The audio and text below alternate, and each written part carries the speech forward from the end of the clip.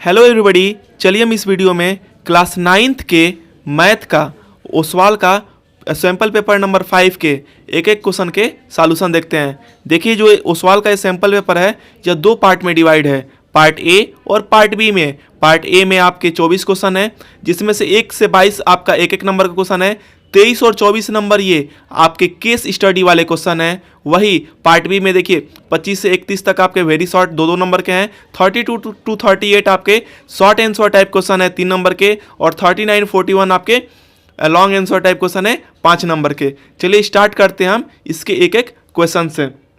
चलिए हम देखते हैं। फर्स्ट देखिए मैं बताया ना पार्ट ए में 1 से 22 तक क्वेश्चन है, इसमें सेक्शन 1 और सेक्शन 2 है। देखिए आप फर्स्ट क्वेश्चन है, what is the decimal expansion of the number √2 का डेसिमल एक्सपेंशन पूछ रहा है। देखिए डेसिमल एक्सपेंशन कैसे निकालते हैं, ऐसे 2 है, फिर यहाँ पे 1 1 जा, स्क्वायर रूट आप निकालना सीखे होंगे क्लास 8th में, वही है 1 1 जा 1 हो गया, फिर 1, फिर ये 1 ऐड कर दिए 2 आ गया, फिर यहाँ पॉइंट लगाए तो 00 आ गया, फिर यहाँ भी आपका पॉइंट लग जाएगा, फिर यहाँ पे क्या जाएगा 4 टाइम जाएगा, 4 टाइम जाएगा तो 4 जाएगा, 4 4 जा 16, 4 2 जा 8 1 9, फिर ये 9 ये 4 माइनस करेंगे तो 4 आएगा, यहाँ 4 तो 4 4 कितना हो जाएगा 4 4 8 हो जाएगा, और ये 2 हो जाएगा। फिर यहाँ पे आप डेसिमल लगाएं तो यहाँ 00 आ जाएगा, फिर इसके बाद कितना टाइम जाएगा 1 टाइम जाएगा, फिर ये 1 टाइम, ये 281। देखिए आप ऐसे ही सॉल्व करेंगे डेसिमल एक्सपेंशन, जैसे √3 की आप लोग वैल्यू याद किए हैं ना 1.732, वैसे ही √2 की वैल्यू क्या होती है, √2 की वैल्यू तो 1.414 कैसे आता है मैं आपको यहाँ पे बता दिया। आपसे पूछ रहा है डेसिमल एक्सपेंशन इसका, तो 1.414 होगा यही। और ये कैसे होते हैं, जो ये डेसिमल एक्सपेंशन है 1.414 ये नॉन टर्मिनेटिंग होता है। क्या नॉन टर्मिनेटिंग, ये नॉन टर्मिनेटिंग मतलब टर्मिनेट नहीं होता, ये लास्ट में करते रहोगे तो चलता जाएगा, टर्मिनेट नहीं होता है, और नॉन रिकरिंग और न ही रिपीट होता है। क्या होता है, न तो टर्मिनेटिंग होता है नॉन रिकरिंग होता है, तो यही इसका आंसर हो जाएगा। डेसिमल एक्सपेंशन क्या होता है 1.414 होता है, और ये किस तरह का होता है नॉन टर्मिनेटिंग नॉन रिकरिंग होते हैं। चलिए देखते हैं अब नेक्स्ट क्वेश्चन को। नेक्स्ट क्वेश्चन देखिए, क्वेश्चन नंबर 2 है, what is the degree of polynomial this 4x की power 4 plus 0x³ plus 0x5 plus 5x plus 7। तो ये डिग्री क्या होती है, जो मैक्सिमम पावर में हो। देखिए मैक्सिमम पावर में तो 5 है, लेकिन किसी भी नंबर में अगर 0 से मल्टीप्लाई कर देंगे तो इसकी वैल्यू क्या आ जाएगी 0, इसकी वैल्यू क्या आ जाएगी 0। तो रियल नंबर जो मैक्सिमम पावर में है तो 4 है, तो इसकी डिग्री क्या हो जाएगी, मैक्सिमम पावर जो यहाँ पे वैल्यू वजूद है उसका ये 4 हो जाएगा, डिग्री इसका क्या हो जाएगा 4 हो जाएगा। क्वेश्चन नंबर चलिए इसमें 3rd देखते हैं। 3rd है, वेयर डज द पॉइंट 0 और -7, 0 और -7 कहाँ लाइज करेगा। देखो एक कंसेप्ट आप जान जाइए, देखिए यहाँ पे 0 और -7 है ना, यहाँ पे x 0 है ना, जब x 0 हो तो वो किस पे लाई करेगा y एक्सिस पे, और अगर y 0 हो तो ये कहाँ लाइज करेगा x एक्सिस पे, यही आंसर होगा। देखिए इसमें क्या है, यहाँ पे x 0 है ना, x 0 है तो किस पे लाई करेगा, ये x 0 है तो ये कहाँ लाई करेगा y एक्सिस पे करेगा, और यहाँ पे माइनस है तो नेगेटिव साइड y एक्सिस में करेगा। यही कंसेप्ट से आप सभी क्वेश्चन करेंगे। चलिए देखते हैं हम नेक्स्ट क्वेश्चन को। नेक्स्ट क्वेश्चन देखिए, question number 4, how many solutions are in the linear equation 2x - 5y = 7। देखिए 2x - 5y = 7, कितने इसके सॉल्यूशन होते हैं। x की वैल्यू कुछ रखेंगे तो y आएगा। देखो इसमें इन्फानाइट आते हैं, कितने इन्फानाइट मतलब बहुत सारे, आप उसकी गिनती ही नहीं कर सकते हैं। Infinite solution, infinite NIT infinite solution, देखिए स्पेलिंग गलत है इसको देख लीजिएगा, ये इन्फानाइट इसकी सॉल्यूशन होती है, बहुत सारे होंगे। तो इसका आंसर क्या होगा, हाउ मेनी पूछा है कितने, तो कितना होगा इसमें इन्फानाइटली मेनी सॉल्यूशन होंगे। चलो हम लिख ही देते हैं, इनफाइनाइटली मेनी सॉल्यूशन है, इनफाइनाइटली मेनी सॉल्यूशन होगा इसमें। चलिए इसके आर पार्ट को देखते हैं। 4th का आर है ना, इसमें आर देखिए क्या है, what is the graph of every linear equation in 2 variable. देखिए टू वेरिएबल में कोई भी ग्राफ बनाते हैं तो ग्राफ कैसे बनता है, ऐसे स्ट्रेट लाइन बनेगा, ऐसे बनेगा नहीं तो ऐसे बनेगा, कैसा बनता है, स्ट्रेट लाइन बनता है ना। तो वही पूछ रहा है कि ग्राफ क्या होता है लीनियर इक्वेशन टू वेरिएबल का, तो यहाँ पे क्या होता है, स्ट्रेट लाइन, STARIGST, ग्राफ कैसा होता है, स्ट्रेट लाइन की तरह होता है। चलिए देखते हैं अब हम नेक्स्ट क्वेश्चन को। देखिए नेक्स्ट क्वेश्चन यहाँ पे देखिए, question number 5, N exterior angle of A triangle is 105। देखिए एक्सटीरियर एंगल किसे बोलते हैं, एक्सटीरियर एंगल, ये वाला एंगल क्या होता है, एक्सटीरियर एंगल। ये कितना दिया है, 105, and it's to interior opposite angle, इसके दो इंटीरियर अपोजिट एंगल क्या होंगे, एक ये होगा और एक ये होगा, ये इक्वल है, क्या है, इक्वल है, मतलब अगर ये x है तो ये x है। What is the measure of each of this equal angle, तो इसका मेजर पूछ रहा है। देखिए हम एक प्रॉपर्टी जानते हैं, देखो x plus X equal to 105 हो जाएगा।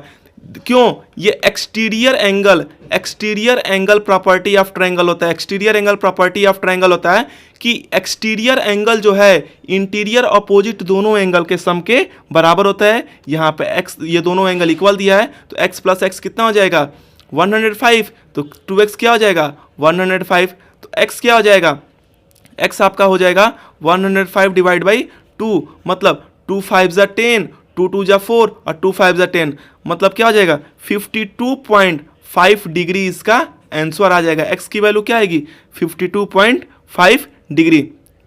चलिए देखते हैं अब हम नेक्स्ट क्वेश्चन को। नेक्स्ट क्वेश्चन क्या है इसमें, question number 6, which of the following is irrational, इसमें से कौन सा इरेशनल है। तो इरेशनल क्या होता है, यहाँ पे देखो ये टर्मिनेट हो गया ना, टर्मिनेट हो गया तो ये तो इरेशनल नहीं है, ये रेशनल है। यहाँ पे रिपीटिंग है, रिपीटिंग भी क्या होता है, बार मतलब रिपीट होगा, तो ये भी इरेशनल नहीं, रेशनल है। ये भी रिपीट है तो रेशनल है। देखिए यहाँ पे 01, फिर 400, 4000, ये सीक्वेंस नहीं है, सीक्वेंस से ये नहीं हो रहा है, तो आपका कौन सा इसमें इरेशनल हो जाएगा, तो यही जो है, जो यहाँ पे है 0.4014001400014, यही क्या हो जाएगा, यही इसमें इरेशनल क्या हो जाएगा, इरेशनल नंबर इसमें यही हो जाएगा।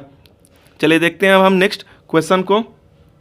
देखिए इसमें नेक्स्ट क्वेश्चन क्या है, नेक्स्ट क्वेश्चन आपका question number 7, it is given that ABC, एक ट्रायंगल दिया है ABC, देखिए ये ABC है ना, ABC ट्रायंगल है, ये कॉन्ग्रुएंट है किसके, FDE के, किसके, FDE के, यहाँ पे F, यहाँ पे D और E, इसके कॉन्ग्रुएंट है।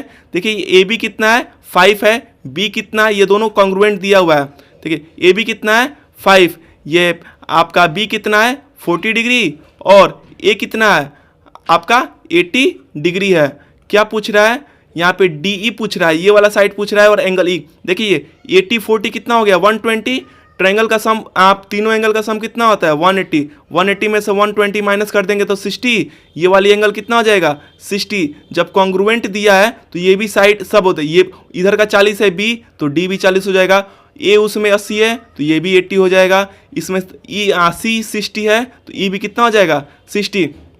एंगल भी देखिए ये 5 हो जाएगा। क्या पूछ रहा है अब इसमें, देखिए DE पूछ रहा है ना, नहीं DF पूछ रहा है, तो DF क्या हो जाएगा, कॉन्ग्रुएंट है, तो DF किसके बराबर हो जाएगा, AB के, AB क्या है 5, तो ये 5 सेंटीमीटर हो जाएगा।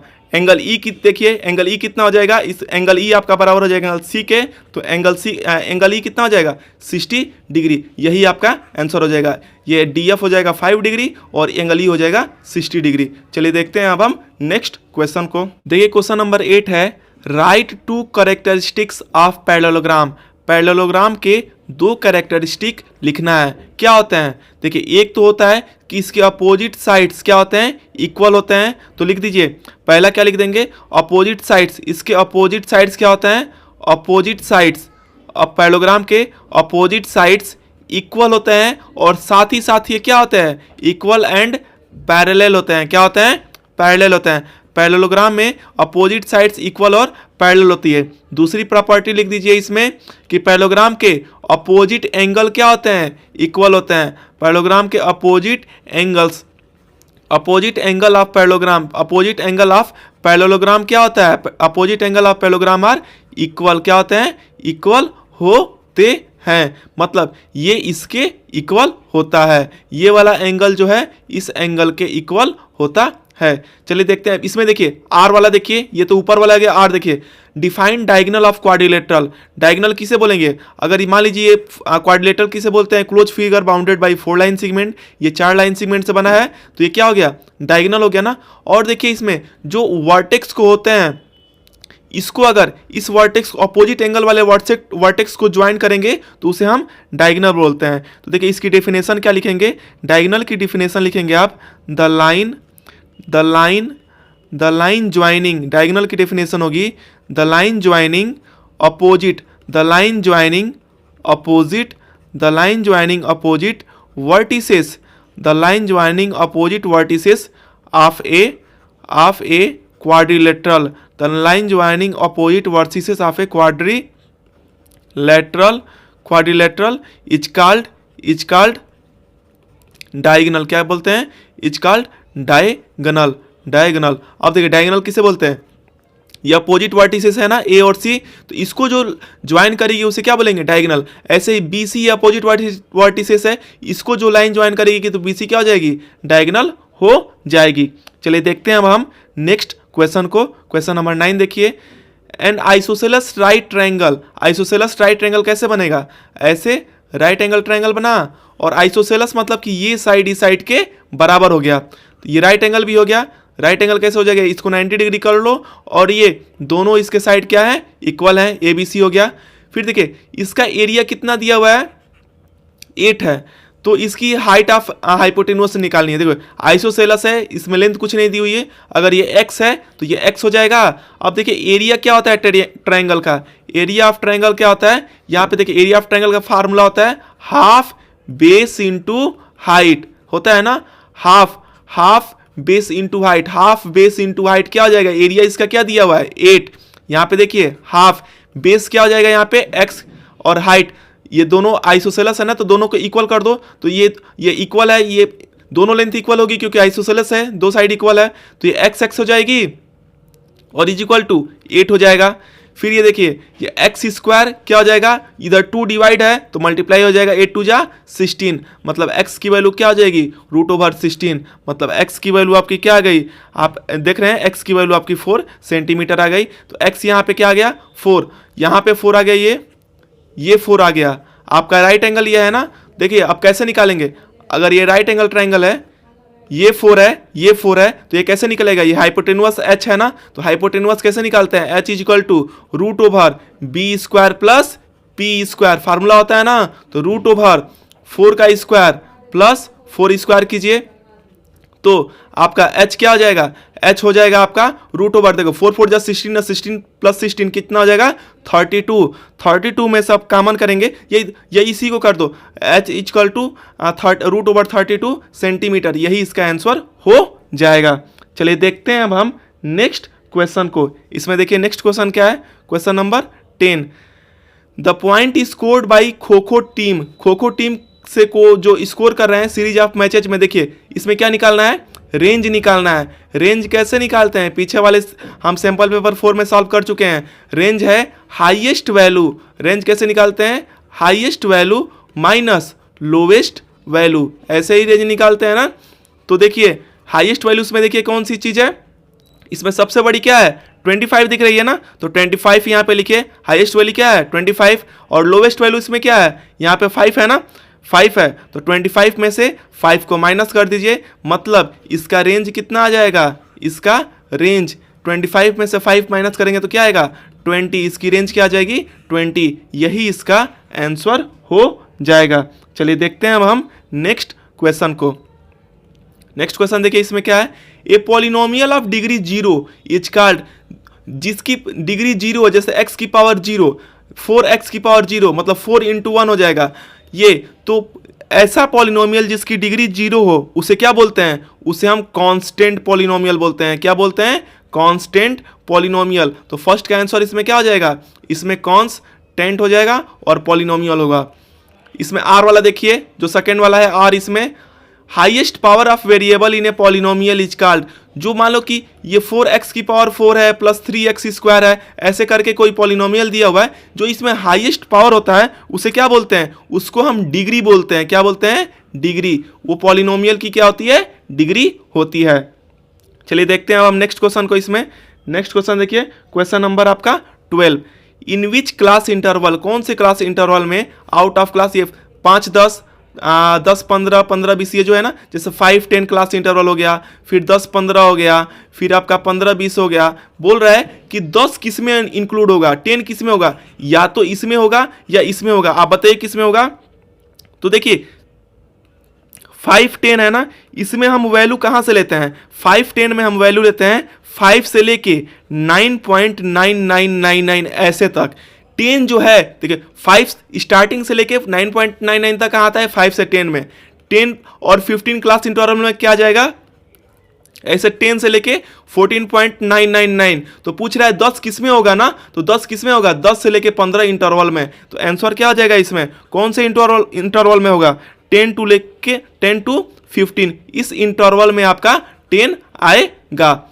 आर वाला देखिए, इसमें सेकेंड क्वेश्चन देखिए, a vertical column graph with special bar is called, उसे हम क्या बोलते हैं।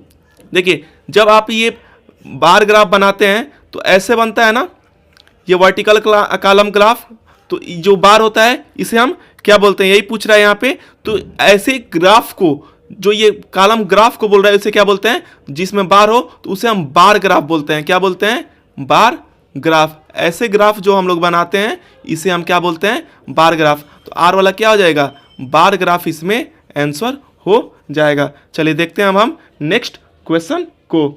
इन द गिवन फिगर, जो फिगर दिया हुआ है, P R is perpendicular bisector of A line segment A B 16 centimetre.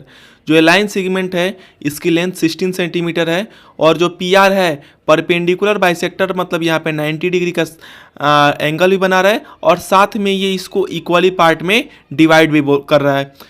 आपको बताना है कि पी ए जो है पी बी के इक्वल है। चलिए हम चेक करते हैं।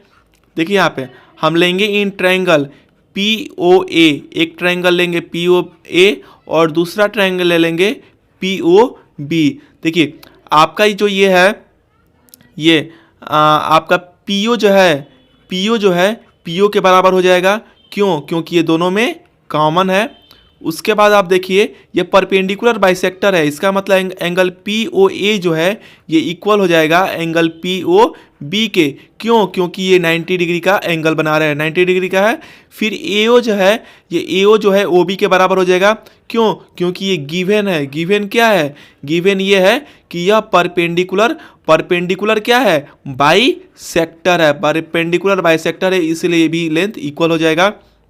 इसका मतलब एस ए एस कॉन्ग्रुएंसी हो जाएगी, side angle side congruency, S A S congruency हो जाएगी। और ट्रायंगल जो पी ओ ए है वह कॉन्ग्रुएंट हो जाएगा ट्रायंगल पी ओ बी के। जब ट्रायंगल कॉन्ग्रुएंट हो जाएंगे तो इसके कॉरस्पॉन्डिंग साइड भी इक्वल हो जाएगा, मतलब पी ए क्या हो जाएगा, पी ए इक्वल हो जाएगा पी बी के।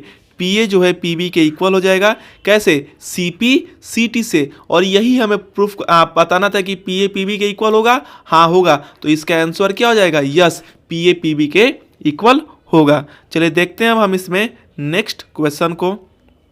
क्वेश्चन नंबर 14 देखिए, D E F are the mid point of side B A C A B of triangle A B सी।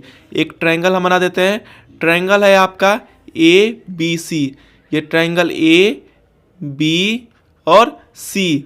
अब देखिए डी मिड पॉइंट है किसका, बी सी का। यहाँ पे क्या दिया हुआ आपका, यहाँ पे ये दिया हुआ है कि डी मिड पॉइंट है किसका, बी सी का। बी सी का मिड पॉइंट डी है। फिर ई मिड पॉइंट है आपका सी ए का, सी ए का मिड पॉइंट क्या है, ई है। फिर एफ मिड पॉइंट है ए बी का, एफ मिड पॉइंट किसका है, ए बी का। ये ट्रायंगल है, डी ई एफ ट्रायंगल बन गया ये। फिर देखिए आपको फिर क्या पूछ रहा है पेरीमीटर। देखिए triangle A B C, triangle A B C का पेरीमीटर कितना है, 12.5। तो पूछ रहा है ट्रायंगल डी ई एफ का पेरीमीटर। देखिए कैसे निकालेंगे हम देखिए मिड पॉइंट थ्योरम से जानते हैं, मिड पॉइंट थ्योरम से हम जानते हैं, जैसे ये ट्रायंगल है, अगर यह मिड पॉइंट है, अगर इस लाइन को जोड़ा जाएगा तो ये जितना, जैसे अगर ये 3 सेंटीमीटर है, मिड पॉइंट थ्योरम से अगर मिड पॉइंट है दो साइड का, तो ये 6 सेंटीमीटर हो जाता है। हाँ, अगर ये आपका ए बी सी है, मान लीजिए ए बी सी है, और ये डी एफ है तो क्या हो जाता है, मिड पॉइंट थ्योरम के हिसाब से डी एफ क्या हो जाता है, आपका डी एफ हो जाता है हाफ बी सी हो जाता है कि नहीं हो जाता है, हो जाता है ये मिड पॉइंट थ्योरम के हिसाब से। वही आपका प्रॉपर्टी यहाँ पे लगेगी तो ये साइड इसके बराबर है। ये टोटल बी सी कितना दिया हुआ है, देखिए ऐसे देखिए, ये बी सी है टोटल बी सी, फिर ये टोटल ए सी है ना, देखिए यहाँ पे ये भी मिड पॉइंट है। देखिए यहाँ आप ऐसे कीजिए, देखिए एफ ई जो है यह क्या हो जाएगा, हाफ हो जाएगा बी सी का, क्यों, मिड पॉइंट थ्योरम के हिसाब से। इसको आप फुल फॉर्म में लिखिए, मैं शॉर्टकट में लिख दिया हूँ। एफ ई क्या हो जाएगा, बी सी का हाफ हो जाएगा। फिर ये आपका एफ डी क्या हो जाएगा, ये हाफ ए सी हो जाएगा, क्या हो जाएगा, ए सी, यही रीजन हो जाएगा मिड पॉइंट थ्योरम। फिर वैसे ही आपका एफ ई हो गया, एफ डी हो गया, फिर डी ई क्या हो जाएगा, डी ई आपका हाफ हो जाएगा किसके, हाफ ए बी हो जाएगा रीजन भी मिड पॉइंट थ्योरम। आप सबको ऐड करेंगे, आप ऐड करेंगे F E plus F D plus D E, तो ये क्या हो जाएगा, is equal to half common हो जाएगा। ये क्या है, सीक्वेंस से लिख दीजिए, ये देखिए ऐड करेंगे A B plus B C plus A C, मत ए सी चाहे सी है, ये कर सकते हैं। अब देखिए ये F D plus F D, ये F D plus D E, F D plus देखिए F E plus F D plus D E क्या है, ये आपका है triangle D E F. D E F का पेरीमीटर है, पेरीमीटर में मतलब क्या होता है, सम ऑफ ऑल साइड। ये हाफ हो जाएगा A B plus B C plus C A, क्या हो जाएगा, ये ट्रायंगल ए बी सी हो जाएगा इसका पेरीमीटर। मतलब डी ई एफ क्या हो जाएगा, आपका ट्रायंगल डी ई एफ क्या हो जाएगा, डी ई एफ हो जाएगा half perimeter of A B C का पेरीमीटर क्या है, 12.5 है, 12.5 है ना। मतलब जब आप इसको आप सॉल्व करेंगे तो ये कितना हो जाएगा, 12.8 है, सॉरी यहाँ पे 12.8 है, 12.8 है ना, तो यहाँ भी क्या होगा 8। जब आप इसको सॉल्व करेंगे तो 2 6 जा 2 से इसको कट करेंगे तो 2 6.4, 2 6 जा 2.4, 6.4 क्या हो जाएगा, ये सेंटीमीटर। यही जो है इसका आंसर हो जाएगा। चलिए देखते हैं अब हम नेक्स्ट क्वेश्चन को। नेक्स्ट क्वेश्चन देखिए क्या है, question number 15। If P X is equal to X square minus 3x plus 2 है तो वैल्यू आपको निकालना है इसकी। देखिए पी एक्स की वैल्यू क्या दी है, पी एक्स की वैल्यू है x square minus 3x plus 2। हमें किसकी वैल्यू निकालनी है, पी ऑफ 0 की निकालनी है और पी ऑफ 2 की। पी ऑफ 0 निकालिए यहाँ पे, मतलब 0 का स्क्वायर हो जाएगा माइनस 3 इंटू 0 हो जाएगा प्लस 2, मतलब क्या हो जाएगा 0 माइनस 0, ये क्या हो जाएगा, पी ऑफ 0 2 हो जाएगा। पी ऑफ 2 देखिए क्या होगा, पी ऑफ 2 मतलब यहाँ पे वैल्यू पुटअप कीजिए तो क्या हो जाएगा 2 का स्क्वायर माइनस 3 इंटू 2 प्लस 2, तो ये क्या हो जाएगा, ये 2 2 जा 4 माइनस 3 2 जा 6 प्लस 2, तो 2 प्लस ये कितना हो जाएगा 2 प्लस 6 माइनस 6, मतलब ये क्या हो जाएगा, ये आपका 0 हो जाएगा। मतलब P of 0 plus P of 2 की वैल्यू क्या आ जाएगी, पी ऑफ 0 की वैल्यू आपकी 2 है और पी ऑफ 2 की वैल्यू क्या है 0 है। मतलब 2 और प्लस 0 कितना आ जाएगा, 2 और प्लस 0 आपका 2 आ जाएगा। यही जो है इसका आंसर हो जाएगा। चलिए देखते हैं अब हम नेक्स्ट क्वेश्चन को। नेक्स्ट क्वेश्चन देखिए, क्वेश्चन नंबर 16 है आपका। Insert 3 rational number between -3/4 and -1/4।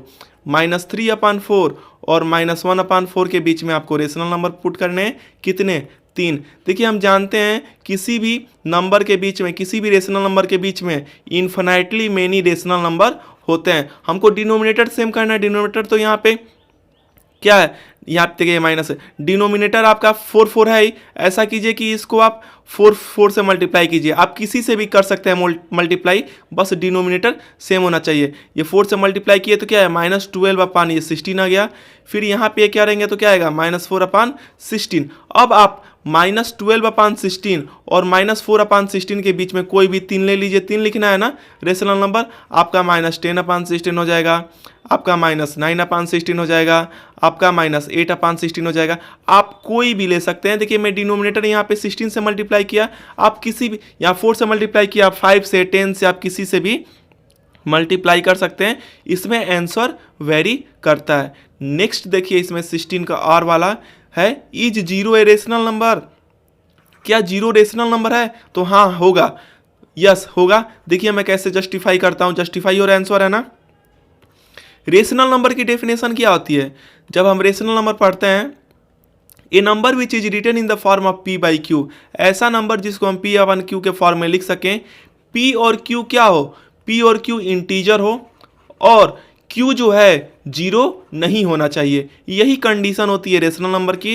A number which is written in the form of integer, a number which is written in the form of P by Q where P और Q integer हो और Q zero के बराबर ना हो। Zero है, zero को अगर कुछ नहीं नीचे तो 1 लिख सकते हैं। अब बताइए कंडीशन क्या हो चाहिए? पी और क्यू इंटीजर होना चाहिए। 0 और 1 इंटीजर है? हाँ है। फिर नीचे डिनोमिनेटर जो है 1 0 के बराबर नहीं है, यहाँ पे 1 है, तो इसका मतलब ये क्या है? ये रेशनल नंबर है। दोनों कंडीशन ये सेटिस्फाई कर रहा है। चलिए देखते हैं हम नेक्स्ट क्वेश्चन को। एक क्वेश्चन है, where does the point in which X abscissa and ordinate have different sign.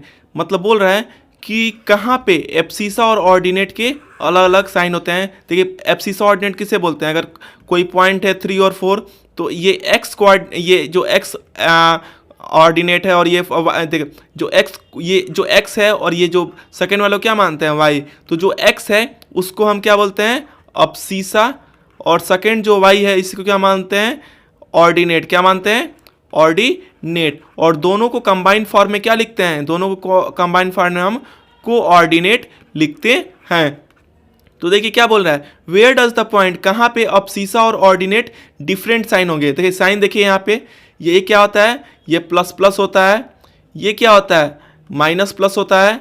फिर आपका माइनस माइनस, फिर आपका प्लस माइनस, यही साइन होती है। तो बोल रहा है कि कहाँ पे ये एब्सिसा एक्स वाले और माइनस वाले अलग अलग साइन के होते हैं। तो कि ये प्लस प्लस एक ही साइन हो गया, ये माइनस माइनस एक ही साइन हो गया, तो कहाँ पे होता है? देखिए ये फर्स्ट क्वाड्रेंट होता है, ये सेकेंड क्वाड्रेंट होता है, ये थर्ड क्वाड्रेंट होता है और ये फोर्थ क्वाड्रेंट होता है। तो कहाँ पे अलग अलग साइन होता है? देखो सेकेंड क्वाड्रेंट में क्या होता है? माइनस प्लस हो गया और फोर्थ क्वाड्रेंट में क्या होता है? प्लस माइनस होता है। इसका मतलब जो इसमें पूछ रहा है कि कहाँ पे अलग अलग होता है, तो सेकेंड और फोर्थ क्वाड्रेंट, यही इसका आंसर होगा। चलिए देखते हैं अब इसके 17 के और में। और वाला क्या है? Find the reflection of point -3 और -2 इन वाई एक्सिस। आपको इसमें रिफ्लेक्शन देखना है वाई एक्सिस में। देखिए कैसे होगा? ये अगर ये एक्स एक्सिस है, हाँ, ऊपर वाला क्या है? वाई एक्सिस है। अब देखिए इसके रिफ्लेक्शन ऑफ पॉइंट पूछ रहा है यहाँ पे। रिफ्लेक्शन हम कैसे देखेंगे? ये 0 हो गया, नेमिंग कीजिए, ये 1, ये 2, ये 3, ये 4, ऊपर भी कर दीजिए 1 2 3 4। सेम नीचे क्या हो जाएगा? -1 -2 -3 -4। फिर नीचे देखिए इस साइड देखिए, -1 -2 -3 -4, ये हुआ। देखिए -3 और -2 का पोजीशन कहाँ होगा? एक्स में आपका एक्स में -3 यहाँ पे और वाई में -2 यहाँ पे होगा। देखिए ये एक्स एक्सिस में -3 और वाई एक्सिस का ये -2, एक्स का -3 और वाई का -2 यहाँ पे आएगा। इसका रिफ्लेक्शन अगर देखो वाई एक्सिस पे पूछ रहा है, अगर हम यहाँ पे शीशा लगा देंगे, मिरर लगा देंगे, तो रिफ्लेक्शन कहाँ आएगा? सेम यहाँ पे आएगा। ये पॉजिटिव साइन है, यहाँ पे चला जाएगा, ये क्या हो जाएगा? आपका x पे 3 हो जाएगा और y पे क्या हो जाएगा? -3। देखिए इसकी पॉइंट क्या है? -3 -2 है। यहाँ पे शीशा लगा देंगे तो इतना ही डिस्टेंस, ये मिरर लगाएंगे तो इतना डिस्टेंस मूव करेगा। x क्या हो जाएगा आपका? 3 और यहाँ पे y क्या हो जाएगा? -2। बोला है ना कि y एक्सिस पे लगाना है, y एक्सिस पे आपका रिफ्लेक्शन लगाना है, मतलब आपका मिरर कहाँ लगेगा? y एक्सिस पे। चलिए देखते हैं अब हम नेक्स्ट क्वेश्चन को। क्वेश्चन नंबर 18 देखिए, all the angle of a quadrilateral are equal. अगर क्वाड्रिलेटरल के सभी एंगल इक्वल हैं, ऐसे सभी एंगल इक्वल हैं, तो क्या कब होता है? 90 डिग्री के केस में। फिर name special special name is given to this quadrilateral. इस स्पेशल नाम क्या हो सकता है? क्वाड्रिलेटरल का चारों एंगल 90 डिग्री कब होता है? या तो वो स्क्वायर हो और या तो वो रेक्टेंगल हो। इसी के केस में क्या होता है? इसी के केस में ये एंगल 90 डिग्री होता है। लेकिन स्पेशल नाम बताना है, एक ही बताना है। तो देखिए जो हम स्क्वायर ऐसे बनाते हैं, स्क्वायर भी एक तरह क्या है? स्क्वायर भी रेक्टेंगल होता है, लेकिन रेक्टेंगल क्या होता है, रेक्टेंगल स्क्वायर नहीं होता है। सभी स्क्वायर रेक्टेंगल होते हैं लेकिन रेक्टेंगल स्क्वायर नहीं होता है, इसलिए इसका आंसर क्या हो जाएगा, रेक्टेंगल। स्पेशल नाम क्या हो जाएगा, रेक्टेंगल, क्योंकि स्क्वायर को भी हम लोग रेक्टेंगल बोल सकते हैं। तो यहाँ पे आंसर इसका रेक्टेंगल हो जाएगा। रेक्टेंगल के केस में सभी एंगल क्या होते हैं, इक्वल होते हैं, कितने डिग्री के बराबर, 90 डिग्री के बराबर। बस इसमें स्पेशल नेम बताना है, तो इसका आंसर रेक्टेंगल हो जाएगा। 18 का आर वाला देखिए, टू कंजर्वेटिव नहीं है, कंजेक्यूटिव एंगल दिया है। टू कंजिक्यूटिव, ये स्पेलिंग मिस्टेक है यहाँ पे। To consecutive angle of a parallelogram, parallelogram है, पैरेललोग्राम के दो कंजिक्यूटिव एंगल 1:8 रेशियो में है, मतलब ये 1x है और ये 5x है। तो स्मॉलर एंगल का नाम पूछ रहा है, तो देखिए 1x + 5x कितना हो जाएगा, ये 180 होगा। क्यों, क्योंकि पैरेललोग्राम के कंजेक्यूटिव एंगल का सम कितना होता है, एंगल सम कितना होता है, सम होता है 180 डिग्री होता है। तो मतलब ये 1x + 5x है ना, मतलब 6x किसके बराबर होगा, 180 होगा। मतलब x आपका कितना आ जाएगा, x आपका 30 डिग्री हो जाएगा। यहाँ पे क्या पूछा, स्मॉलर ना, स्मॉलर क्या है, 1x ही है, तो 1 × 30, मतलब छोटी वाली एंगल क्या हो जाएगा, 30 डिग्री। यही इसका आंसर हो जाएगा, स्मॉलर एंगल आपका 30 डिग्री होगा। फिर देखिए इस नेक्स्ट क्वेश्चन हम लोग देखते हैं। नेक्स्ट क्वेश्चन आपका है 19, आपको इसको फैक्टराइज करना है। देखिए कैसे करेंगे, क्या दिया हुआ है, x + y³ है, फिर -x³ + y³ है। देखिए इसको स्प्लिट कर दीजिए, ये इसका फार्मूला क्या होता है, x³ + y³ + 3xy होता है। देखिए 3xy और ब्रैकेट में x + y ये फार्मूला होता है, फिर माइनस इधर क्या है, x² + x³, देखो x³ + y³ है। इसको जब हम और स्प्लिट करेंगे तो देखिए क्या आएगा, इसको स्प्लिट कीजिए तो देखिए क्या है, x³ + y³ यहाँ पे आया, फिर ये +3xy, x + y हुआ, ये ये देखो प्लस माइनस माइनस हो जाएगा x³ और यहाँ पे +- y³। अब देखिए +x³ किससे कैंसिल हो जाएगा, -x³ से, +y³ किससे कैंसिल हो जाएगा, -y³ से। मतलब आपका क्या हो गया, 3xy और ब्रैकेट में x + y। यही जो है इसका फैक्टराइजेशन हो जाएगा, यही इसका आंसर हो जाएगा। चलिए देखते हैं अब हम नेक्स्ट क्वेश्चन को। ये टोटल नंबर ऑफ लेग्स, पैरों की संख्या बताना है इन हर्ड, झुंड में, अगर गोट और हेन दिए हुए हैं। देखिए हम मान लेंगे कि टोटल नंबर ऑफ गोट कितने हैं, गोट को मान लो कि टोटल नंबर उनकी संख्या x है और हैन मुर्गी कितने हैं, y है। फिर देखिए एक चीज़ हम जानते हैं, यहाँ पैरों की संख्या बताना है, तो देखो गोट के कितने पैर होते हैं, गोट के, बकरी के 4 पैर होते हैं और हेन मुर्गी के कितने पैर होते हैं, 2 पैर होते हैं। आगे देखिए क्वेश्चन में क्या बोला है, represent this in the form of linear equation in 2 variable. आपको इसको लीनियर इक्वेशन इन 2 वेरिएबल में रिप्रेजेंट करना है। तो देखिए गोट आप कैसे करेंगे, बकरी के पैर कितने होते हैं, 4 और टोटल संख्या कितना है, x है, प्लस मुर्गी के पैर कितने होते हैं, 2 प्लस इसकी संख्या कितना है, y = क्या हो जाएगा, टोटल संख्या इनकी कितनी है, 40। मतलब इक्वेशन क्या हो जाएगा, 4x + 2y = क्या हो जाएगा, 4x + 2y = 40। जब 2 से इसको कट करोगे चारों तरफ तो ये क्या हो जाएगा, 2x + y = 20। यही जो है इसका होगा लीनियर इक्वेशन इन 2 वेरिएबल। दोनों में से कोई भी लिख सकते हैं आंसर, यही इसका लीनियर इक्वेशन इन 2 वेरिएबल होगा। चलिए देखते हैं नेक्स्ट क्वेश्चन को।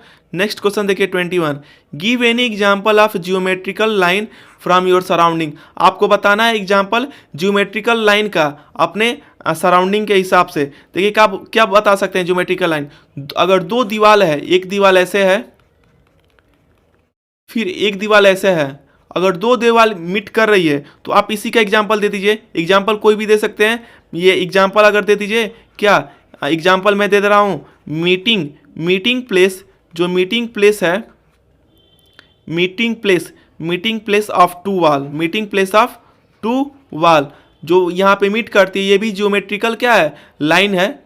यही मैं एग्जांपल दे रहा हूँ, आपका एग्जांपल डिफर भी हो सकता है और ये भी एक आंसर है, मीटिंग प्लेस ऑफ 2 वॉल। जो 2 दीवार जुड़ती हैं वहाँ पे हम जियोमेट्रिकल लाइन देखते हैं। लाइन को देखते हैं। नेक्स्ट क्वेश्चन देखिए, इसमें क्वेश्चन नंबर 22 है, इन एंशियंट इंडिया में विच शेप ऑफ अल्तार, अल्तार के किस शेप को आप were used for household ritual. ठीक है, अल्तार किसे बोलते हैं? अगर आप देखते हैं कि घरों में जैसे पूजा पाठ होता है, ठीक है, एक टेबल होती है। अल्तार क्या होता है? एक टेबल हो गया, टेबल है जो कि रिलीजियस सेरेमनी में रखा जाता है, उसे हम क्या बोलते हैं? अल्तार बोलते हैं।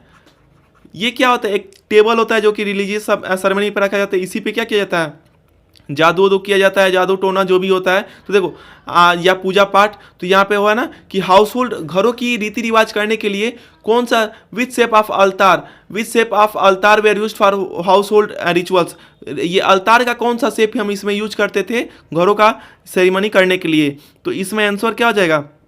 इसमें या तो हम स्क्वायर शेप का लेते थे या फिर सर्कल शेप का लेते थे। क्या? स्क्वायर या सर्कल शेप। तो यही यूज किया जाता थे हाउस होल्ड रिचुअल्स के लिए, यही अल्तार के शेप हुआ करते थे। अल्तार क्या होता है? अल्तार एक टेबल टाइप का होता है जिसपे हम रिलीजियस सेरेमनी ऑर्गेनाइज करते हैं। तो इसकी शेप पूछ रहा है तो स्क्वायर और सर्कल हो जाएगा। चलिए देखते हैं अब हम नेक्स्ट क्वेश्चन को।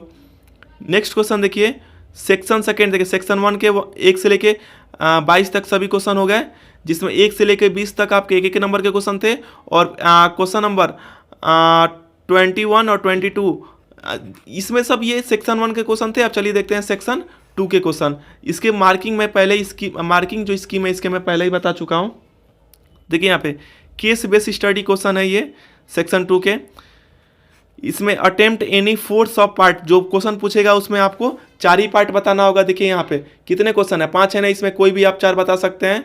ईच क्वेश्चन, हर क्वेश्चन कितने के हैं? 1 नंबर का है। देखिए आप साइंस में पढ़े होंगे लॉ ऑफ रिफ्लेक्शन। मिरर से ऐसे लाइन पास हो रही है, यहाँ पे देखिए CA लाइन जा रही है, फिर ये BA से रिफ्लेक्ट होकर BD की तरफ आ जा रही है, यही दिया होगा। एंड इंसिडेंट रे है, is a ray of light, देखिए सरफेस पे स्ट्राइक कर रही है, फिर रिफ्लेक्ट होके ये इंसिडेंट में चली जाती है। ये परपेंडिकुलर होती है यहाँ पे इन फिगर। अगर 2 plane mirror perpendicular each other है, तो ये अगर 2 मिरर यहाँ पे परपेंडिकुलर रखा गया तो रेज ऐसे जाती है, फिर रिफ्लेक्ट होके फिर ऐसे आ जाती है इसके पैरेलल। फिर देखिए क्वेश्चन हम लोग देखते हैं सॉरी, देखिए यहाँ पे पैरेलल लाइन किसे बोलते हैं? पैरेलल लाइन क्या होती है?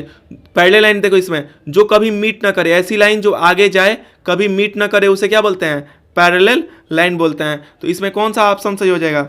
इसमें जो है फर्स्ट का सेकंड ऑप्शन सही हो जाएगा। ऐसी लाइन जो कभी मीट ना करे, पैरेलल लाइन किसे बोलते हैं? जो नेवर मीट करे, जो कभी मिले नहीं, उसे क्या बोलेंगे?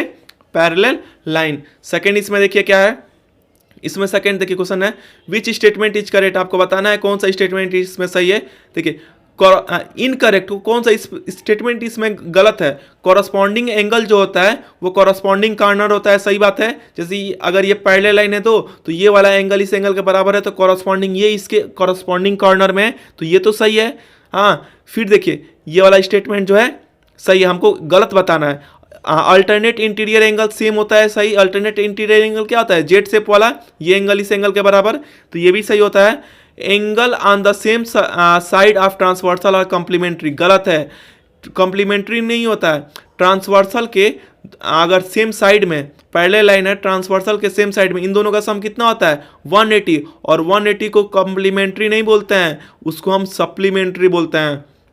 क्या बोलते हैं? सप्लीमेंट्री बोलते हैं। तो ये गलत है, तो हमें गलत ही बताना है। तो ये क्या हो जाएगा? थर्ड ही ऑप्शन सही हो जाएगा। नेक्स्ट वाला देखो वर्टिकली अपोजिट हमेशा इक्वल होता है, सही बात है। ऐसे एक्स शेप होता है ना, ये इसके बराबर ये इसके बराबर, तो इसमें थर्ड वाला सही हो जाएगा। फिर देखिए इसमें सी वाला इंसिडेंट रे CA पैरेलल है। देखो CA जो देखे, CA वाली लाइन किसके पैरेलल है? CA वाला लाइन आपका BD के पैरेलल है, तो इंसिडेंट लाइन CA क्या हो जाएगा? ये पैरेलल हो जाएगा BD के। सी का इसमें कौन सा सही हो जाएगा? सी का इसमें थर्ड ऑप्शन सही हो जाएगा। 23 का सी क्या हो जाएगा? Third option. फिर देखिए नेक्स्ट क्वेश्चन, इसमें देखिए DBA प्लस BAC, DBA और BAC, देखिए DBA और BAC दोनों का सम कितना होगा? ये पैरेलल लाइन है, तो पैरेलल लाइन के अंदर के दोनों ये इंटीरियर जो एंगल है, इन दोनों का सम कितना होगा? ये 180 होगा। तो यहाँ पे क्या हो जाएगा? दोनों का सम कितना हो जाएगा? दोनों का सम इसका 180 डिग्री हो जाएगा। फिर देखिए नेक्स्ट क्वेश्चन इसमें है कि अगर BO जो है 3 सेंटीमीटर है, AB 5 है, तो AO क्या होगा। देखो BO जो है 3 सेंटीमीटर है, AB जो है 5 सेंटीमीटर है, तो AO क्या हो जाएगा। देखो ये 90 डिग्री का है ना, तो पाइथागोरस थ्योरम लगेगा यहाँ पे। अगर ये परपेंडिकुलर है तो परपेंडिकुलर कैसे निकलते हैं, हम जानते हैं फार्मूला पाइथागोरस थ्योरम में, H square equal to P square plus B square. Hypotenuse क्या है 5 का स्क्वायर इजकल टू परपेंडिकुलर का स्क्वायर हमें निकालना है, और बेस क्या है 3 का स्क्वायर, मतलब 25 equal to P square plus 3 3 जा 9, मतलब P स्क्वायर क्या हो जाएगा 25 में से 9 माइनस करेंगे तो 16, P की वैल्यू क्या आ जाएगी 4। तो यहाँ पे कौन सा ऑप्शन सही हो जाएगा, तो यहाँ पे कट हो गया है, तो यहाँ पे 4 थर्ड ऑप्शन सही हो जाएगा, 4 सेंटीमीटर इसका आंसर होगा। चलिए देखते हैं नेक्स्ट क्वेश्चन को, ये भी केस बेस्ड स्टडी वाले क्वेश्चन है। देखिए क्या है क्वेश्चन नंबर 24, यहाँ पे दिया हुआ है India national animal tiger, India का नेशनल एनिमल क्या है tiger, which has been under the radar of government as its population decline in the country. ये गवर्नमेंट इसको अपने रडार में ली हुई है क्योंकि हमारे देश में टाइगर की जनसंख्या क्या हो रही है, कम हो रही है। Has witnessed an increase in its population. फिर देखिए ये सर्वे वहाँ कंडक्ट किया गया है मिनिस्ट्री ऑफ इन्वायरमेंट और फॉरेस्ट और क्लाइमेट चेंज के हिसाब से। देखिए दिया हुआ है कि किस साल में कितनी नंबर ऑफ टाइगर हुआ करती थी। देखिए 1900 में इतना 40,000 हुआ करते थे, 1960, 2002 और 2007 में। देखिए इसके अब इससे ये केस से रिलेटेड उस क्वेश्चन है, अभी इससे क्वेश्चन करते हैं। देखिए ये है ना फर्स्ट क्वेश्चन है, Pranav has founded a report on status of tiger on India in last 100 year. 100 साल में वो रिपोर्ट पाया है। ही हैज सम क्वेरीज, उसके दिमाग में कुछ क्वेरीज है। अब देखिए in which year the number of tiger was maximum, कौन से साल में ज़्यादा है, देख रहे हैं 1900 साल में। तो 1900 साल आपका कौन सा हो जाएगा, ऑप्शन 4 ऑप्शन सही हो जाएगा। फर्स्ट का क्या हो जाएगा 4, 1900 साल में ज़्यादा है।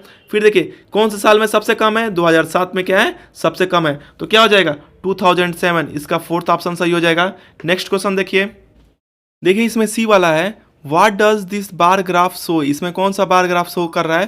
तो इसमें देखिए ऑप्शन क्या है सी, इसमें no change in tiger, no change in number of नहीं देखिए इसमें है ना कौन सा ये बार ग्राफ कौन सी चीज़ शो कर रहा है, तो क्या शो कर रहा है कि टाइगर की जनसंख्या क्या हो रही है, कम हो रही है। तो ये सी नहीं होगा, decline in number of tiger क्या शो कर रहा है, सेकेंड वाला, टाइगरों की जनसंख्या कम दिखा रहा है किसमें, इस बार ग्राफ में।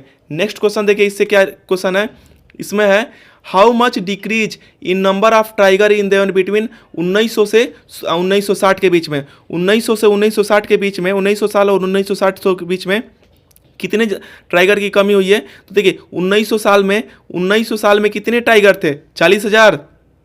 1900 साल में कितने थे, 40,000। और आपका देखिए 1960 में कितने थे, 1960 में कितने टाइगर थे, 1960 में आप देखेंगे तो ये 20 से नीचे ये कितना आ रहा है 18,000। 18,000, इन दोनों में कमी कितनी की हो रही है, 40 में से 18 माइनस कर देंगे तो कितना 22,000 की कमी हो रही है। तो कितनी की कमी हो रही है 22,000। इसमें कौन सा ऑप्शन सही है, डी का इसमें 4 वाला सही है। नेक्स्ट देखिए what is the total decline in the number of tiger between 1960 और 2007। तो 1960 में तो अभी मैं ऊपर निकाला, 1960 में कितना डिक्लाइन है, 1960 में कितने हैं 40,000, और 2007 में देखिए कितने हैं, 2007 में आप देखेंगे यहाँ पे तो देखिए 5 है, ये आपका नियर अबाउट 2000, देखो आधा से आधा है, 2000 के आसपास है। अगर इसमें 2000 इसमें माइनस करेंगे, देखिए ये 2007 में कितना है, ये नियर अबाउट आपका 2000 है। देखिए यहाँ पे ये गलती हो गई, सॉरी, ये 1960 में ऊपर में 18,000 लिखा हो ना, ये 40,000 नहीं है, क्या है 18,000 और 18,000 है। और 2007 में आप देखेंगे तो 5 का आधा, 2.5 से नीचे है, नियर अबाउट 2,000 के आसपास है। 2,000 माइनस करेंगे ये तो कितना आ रहा है 16,000 आ रहा है। 16,000 किसी भी ऑप्शन में नहीं है, मतलब 16,000 से थोड़ा सा ग्रेटर, मतलब ये वाला ऑप्शन हो जाएगा इसमें। देखिए बार ग्राफ है, जो आपको पेपर में मिलेगा उसमें एक्चुअल लाइन दी हुई रहेगी, इसमें एक्यूरेटली नहीं दिखा रहा है, इसीलिए नियर अबाउट में 16,005 इसमें ऑप्शन ए वाला सही हो जाएगा। चलिए देखते हैं नेक्स्ट क्वेश्चन। इसमें देखिए पार्ट ए खत्म हुआ, पार्ट ए में 1 से लेकर 22 तक क्वेश्चन थे, और पार्ट बी अब चालू हो गया। इसमें सभी क्वेश्चन कंपलसरी है। देखिए कैसे करते हैं, ये इंटरनल ऑप्शन है ना, तो या तो ऊपर वाला कर सकते हैं या नीचे वाला। देखिए ऊपर वाला करते हैं, फाइंड टू रेशनल नंबर आपको लिखना है 3 और 4 के बीच में। आपको कितने 2 रेशनल नंबर लिखने हैं। कैसे लिख सकते हैं? 3 में ऊपर नीचे आप 4 से मल्टीप्लाई कर देते हैं। मैं तो यहाँ पे ये 4 में मैं ऊपर नीचे 4 से मल्टीप्लाई कर दे रहा हूँ। ये 3 4 जा 12/4, ये 4 जा 16/4। डिनोमिनेटर में देख रहे हैं हर जगह क्या है, सेम नंबर है। अब देखिए 12 और 12/4, इसको काटेंगे तो 3 आएगा, 16/4 इसको काटेंगे तो 4 आएगा। इन दोनों के बीच में कोई भी 2 नंबर लिख दीजिए, तो 13/4 और 14/4, यही 2 नंबर हो जाएगा। इसका आंसर वेरी कर सकता है क्योंकि इन्फिनाइटली नंबर होते हैं रेशनल नंबर 2 नंबर के बीच में। नेक्स्ट देखिए इसमें देखिए आर वाला क्या है, रेशनल नंबर आपको लिखना है इसके बीच में, जो कि इन द फॉर्म ऑफ P/Q के फॉर्म में हो। तो देखो किसके बीच में लिखना है, 0.121 221 2221, फिर 4 2 22221, और एक है 0.14, फिर 144, फिर 1444, फिर 1444। इसके बीच में रेशनल नंबर लिखना है ना, जो इसके P/Q के फॉर्म में लिख सकते हैं। तो देखो पहला क्या लिख देंगे, कोई भी लिख सकते हैं। इसमें आप लिख दीजिए, देखिए 12 और 14 के बीच में लिखना है ना, तो आप 0.13 लिख दीजिए, और दूसरा आप 0.14 लिख दीजिए। देखिए 14 और 1 है ना, मतलब 141 इसे बीच में ही आएगा। इसको आप कैसे लिखते हैं, 13/100 हो जाएगा। 13/100 जो है ये रेशनल नंबर है, ये 14/100 है। 14/100 को कट करेंगे तो क्या आएगा, 7/50 आएगा। मतलब रेशनल नंबर लिखना है तो 13/100 एक रेशनल नंबर हो जाएगा, दूसरा 14/100 भी लिख सकते हैं, या फिर इसको काट के 7/50 ही लिख दीजिए। फिर देखिए नेक्स्ट क्वेश्चन है, check which of the following are the solution of the equation. जो इक्वेशन दिया हुआ है 3y - 2x = 1, आपको चेक करना है कि इन पहला और दूसरा में से कौन इसका सॉल्यूशन है। पहला क्या पॉइंट है, 4 और 3, चेक कीजिए।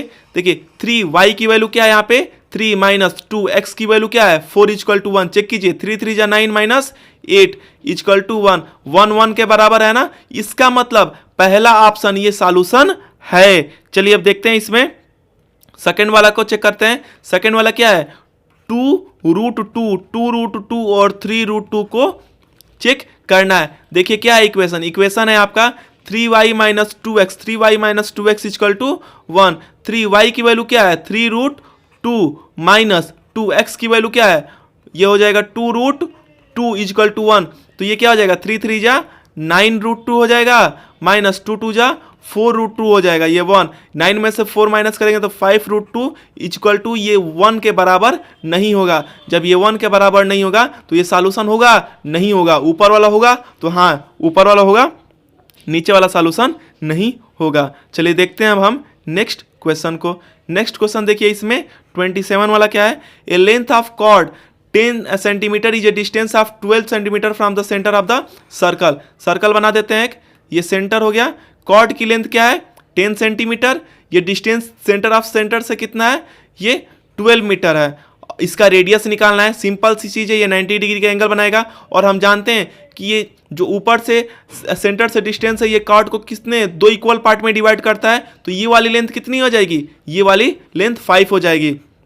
हम क्या जानते हैं, पाइथागोरस ट्रिपलेट, देखो ये 5 है, ये आपका 12 है, तो ये h हो गया, ये r निकालना है, पाइथागोरस ट्रिपलेट हो जाएगा। h² = p² + b², मतलब h² क्या हो जाएगा, परपेंडिकुलर कितना है 12 का स्क्वायर प्लस बेस कितना है 5 का स्क्वायर, मतलब h² क्या हो जाएगा 12 का स्क्वायर 144 + 25, दोनों को ऐड करोगे तो h² क्या हो जाएगा 169। मतलब h की वैल्यू क्या हो जाएगी, ये किसका रूट ओवर होता है 13, मतलब यहाँ पे रेडियस क्या आ जाएगा, यहाँ पे ये 13 आ जाएगी। तो सर्किल की रेडियस क्या हो जाएगी, सर्कल का रेडियस जो है आपका 13 सेंटीमीटर हो जाएगा।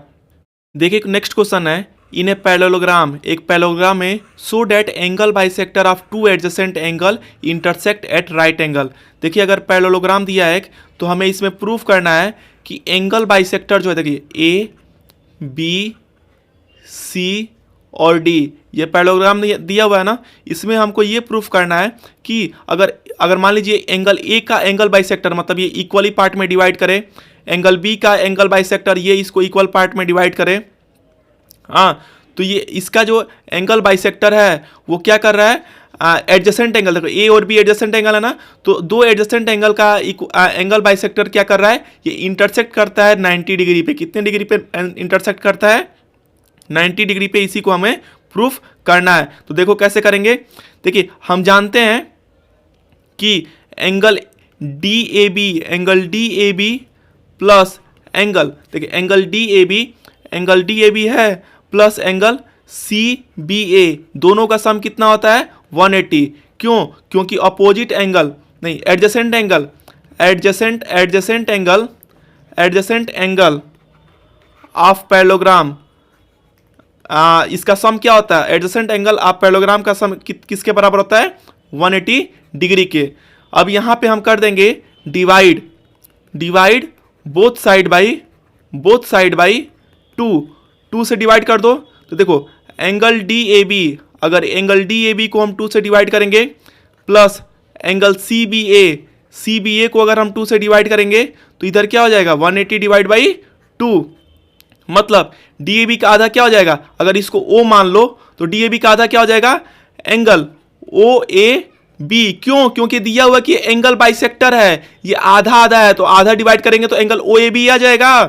फिर देखिए इसका आधा करेंगे तो क्या हो जाएगा, इसका सी बी ए का आधा करेंगे तो एंगल ओ बी ए हो जाएगा, ओ बी ए, और ये 180 का आधा करेंगे तो 90 डिग्री। बस आपका क्वेश्चन हो गया। देखिए ये हमको दिया हुआ है, ये देखो हम लोग कर लिए कि इस एंगल और इस एंगल का सम कितना होता है 90 डिग्री। अब देखिए, अब हम लेंगे in triangle A O B ले लीजिए।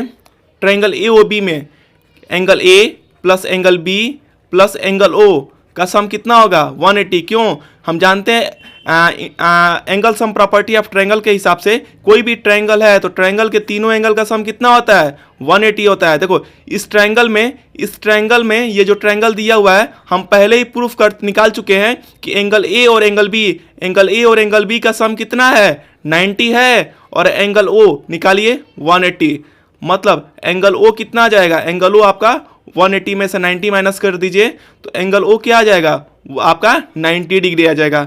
मतलब एंगल ए ओ बी क्या आ जाएगा, ये 90 डिग्री आ जाएगी। यही हमें प्रूफ करना था कि एडजेसेंट एंगल जब एंगल बाइसेक्टर होते हैं तो कितने डिग्री पे कट करते हैं, 90 डिग्री पे कट करते हैं। हेंस ये प्रूफ हो गया। चलिए देखते हैं अब हम नेक्स्ट क्वेश्चन को। नेक्स्ट क्वेश्चन देखिए, क्वेश्चन नंबर 29 क्या है, P and Q are the centre of two intersecting circle. P और क्यू, देखो ये पी और क्यू दोनों क्या है, सेंटर हैं। प्रूफ करना है आपको पी क्यू जो है क्यू आर के बराबर है और पी आर के बराबर है। देखिए हम इसको कैसे करेंगे, आप इसमें देख सकते हैं ये पी जो है, ये क्यू, पी क्यू क्या है, सेंटर है। देखिए पी क्यू सेंटर है, पी और क्यू क्या है, सेंटर है। हम जानते हैं, देखो तो देखिए इस सर्कल में पी आर जो है, इस वाले सर्कल में देखो पी आर रेडियस है, इसमें देखिए रेडियस क्या है, पी आर जो है ये किसके बराबर होगा, पी क्यू के बराबर होगा। पी आर जो ये लेंथ है पी आर, ये पी क्यू के बराबर होगा। क्यों इस सर्कल का क्या है, रेडियस है, क्या है, रेडियस। इसको फर्स्ट इक्वेशन मान लीजिए। फिर देखो इस वाले सर्कल में देखिए आपका जो आर क्यू है, आर क्यू चाहे देखो क्वेश्चन में क्यू आर दिया है, क्यू आर जो है यह बराबर होगा किसके, पी क्यू के। देखिए इस सर्कल में जो ये क्यू आर है, क्यू आर किसके बराबर होगा, पी क्यू के। क्योंकि ये भी रेडियस है। ये सेकेंड इक्वेशन देखिए, तो फ्रॉम फर्स्ट एंड सेकेंड देखिए पी आर बराबर है पी क्यू के, क्यू आर बराबर है पी क्यू के। इसका मतलब क्या हो जाएगा, पी आर किसके बराबर हो जाएगा, पी आर आपका क्यू आर के बराबर हो जाएगा। देखिए पी आर क्यू आर के बराबर हो जाएगा। और देखिए इसका मतलब पी आर जो है, इसमें हमें क्या प्रूफ करना है, देखो पी आर बराबर है, पी आर आपका बराबर हो जाएगा क्यू आर के, और क्यू आर किसके बराबर है, पी क्यू के। यही तो हमें प्रूफ करना था कि इसमें तीनों जो ये लेंथ दी हुई है ये इक्वल होती हैं, इक्वल होंगी क्योंकि ये दोनों सर्कल का क्या है, रेडियस है। ऐसे हम इसको करेंगे। चलिए देखते हैं हम नेक्स्ट क्वेश्चन को। नेक्स्ट क्वेश्चन देखिए इसमें क्या है, क्वेश्चन नंबर 30 क्या है, फाइंड द हाइट ऑफ ए कोन। कोन का हाइट फाइंड करना है अगर रेडियस और वॉल्यूम दिया हुआ है। देखिए क्या फाइंड करना है, वॉल्यूम कितना दिया हुआ है, वॉल्यूम दिया है कोन का 50 पाई सेंटीमीटर क्यूब। रेडियस कितना है इसका, इसका रेडियस दिया हुआ है आपका 5 सेंटीमीटर। क्या निकालना है? हाइट निकालना है। देखो वॉल्यूम ऑफ कोन निकाल दीजिए, फार्मूले पर पुटअप कर दीजिए। वॉल्यूम ऑफ कोन कितना दिया हुआ है? वॉल्यूम ऑफ कोन यहाँ पे दिया हुआ है 50 पाई। फार्मूला क्या होता है वॉल्यूम ऑफ कोन का? 1/3 पाई आर स्क्वायर एच। कितना दिया हुआ है? 50 पाई। देखिए 1/3 पाई की वैल्यू क्या होती है? 22/7। आर क्या दिया हुआ है? 5, तो 5 का स्क्वायर 5 × 5 हो जाएगा। एच निकालना है, ये कितना हो जाएगा? 50 पाई। चलो सॉल्व करो इसको, ये क्या हो जाएगा? 50 पाई। जो डिवाइड है मल्टीप्लाई कर दीजिए 3 × 7। जो इधर जो मल्टीप्लाई है इसको डिवाइड कर दीजिए, इधर आएगा तो 22 × 5 × 5 होगा। काटिए अब इसको, 5 से काटेंगे तो 5 10 जा, फिर 5 से काटेंगे तो 5 2 जा, फिर इसको काटेंगे तो 11 जा। तो देखो क्या बचा ऊपर? 21। आपका इसका क्या बचा? आप इसको देख रहे हैं तो देखिए ये आपका 21 पाई अपन 11 आया।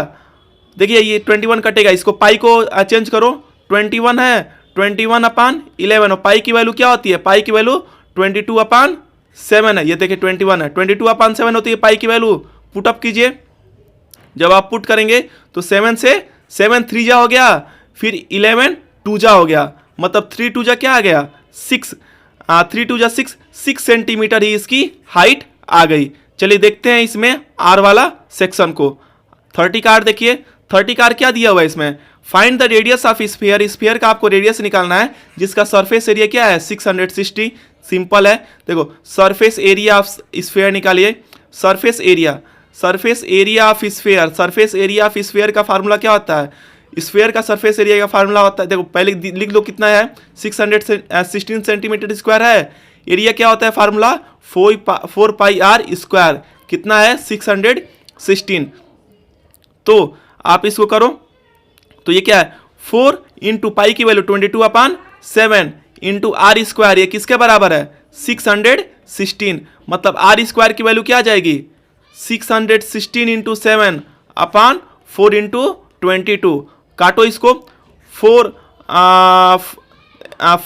1 जा 4, 4 5 जा 20, 4 4 जा 16, 11 2 जा, 11 1 जा, 11 4 जा, 2 से काटिए 2 7 जा, मतलब आर स्क्वायर क्या आ गया? आर स्क्वायर आपका 7 × 7, तो आर क्या आ जाएगा? आर आपका 7 सेंटीमीटर। यही जो है स्फीयर की रेडियस आ जाएगी, यही इसका आंसर हो जाएगा। चलिए देखते हैं अब हम नेक्स्ट क्वेश्चन को। क्वेश्चन है, math teacher of class 9th का कोई टीचर है, give student coloured paper in the shape of quadrilateral.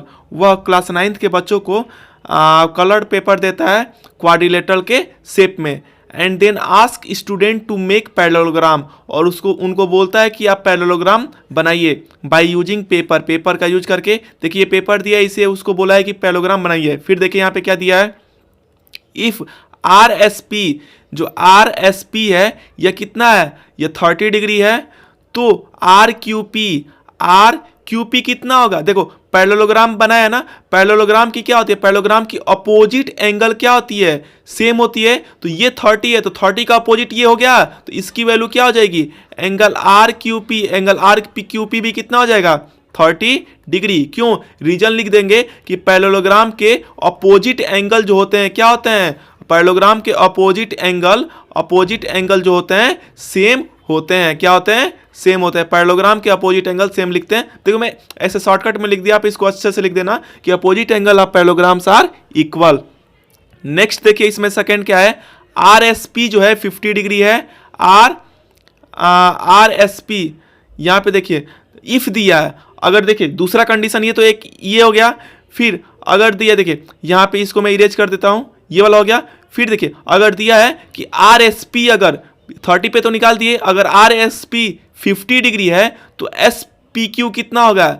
SPQ ये वाला एंगल कितना होगा? देखो पैरेललोग्राम के अपोजिट एंगल तो इक्वल होते हैं, वही एडजेसेंट एंगल में क्या होता है? एडजेसेंट एंगल के सम, पैरेललोग्राम के एडजेसेंट एंगल का सम कितना होता है? एडजेसेंट एंगल का सम जो होता है वह 180 के बराबर होता है। मतलब इस पैरेललोग्राम में angle S plus angle P कितना हो जाएगा? 180 के बराबर। एंगल S मतलब क्या? जो RSP है ये कितना है? 50 डिग्री प्लस ये 50 डिग्री है, प्लस एंगल पी मतलब एंगल एस पी क्यू, ये कितना हो जाएगा 180 है, तो मतलब एंगल एस पी क्यू कितना हो जाएगा, एंगल एस पी क्यू की वैल्यू 180 में से 50 माइनस कर देंगे तो ये आपकी 130 डिग्री, यही जो है इसकी आंसर हो जाएगा। चलिए देखते हैं अब हम नेक्स्ट क्वेश्चन को।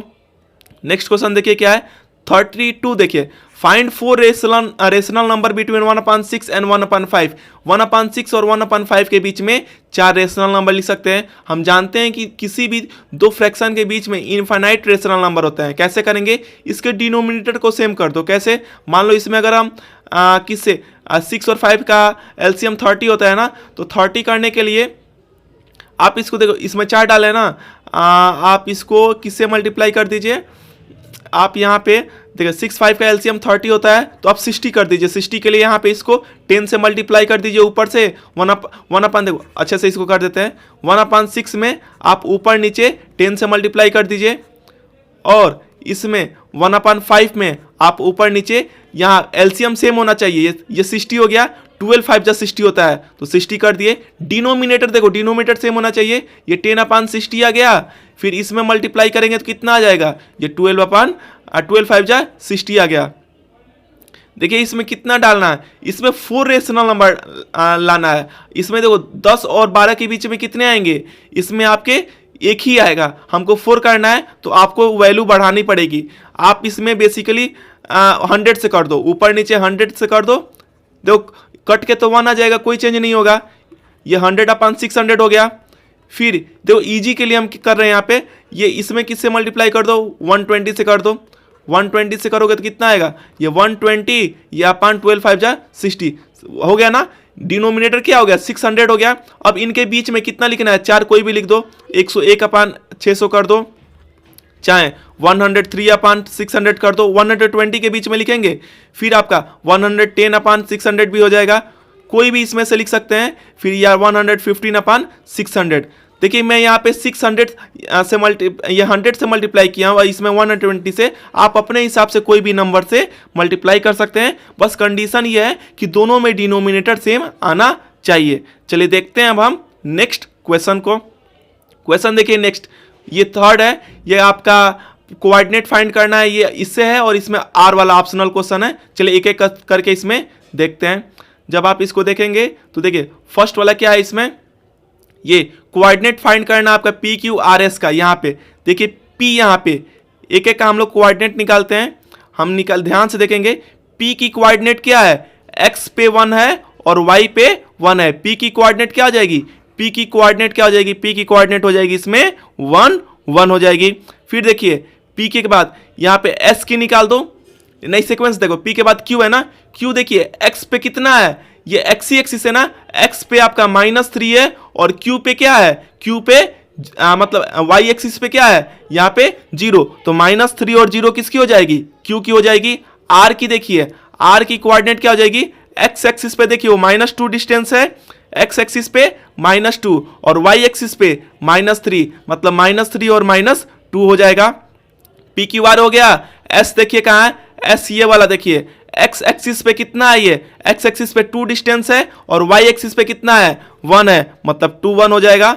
फिर देखिए आर यस हो गया। फिर टी देखिए, टी पे क्या हो जाएगा, टी एक्स एक्सिस पे देखो कितना हो जाएगा 4, और वाई एक्सिस पे क्या हो जाएगा -2, मतलब 4 और -2 हो जाएगा।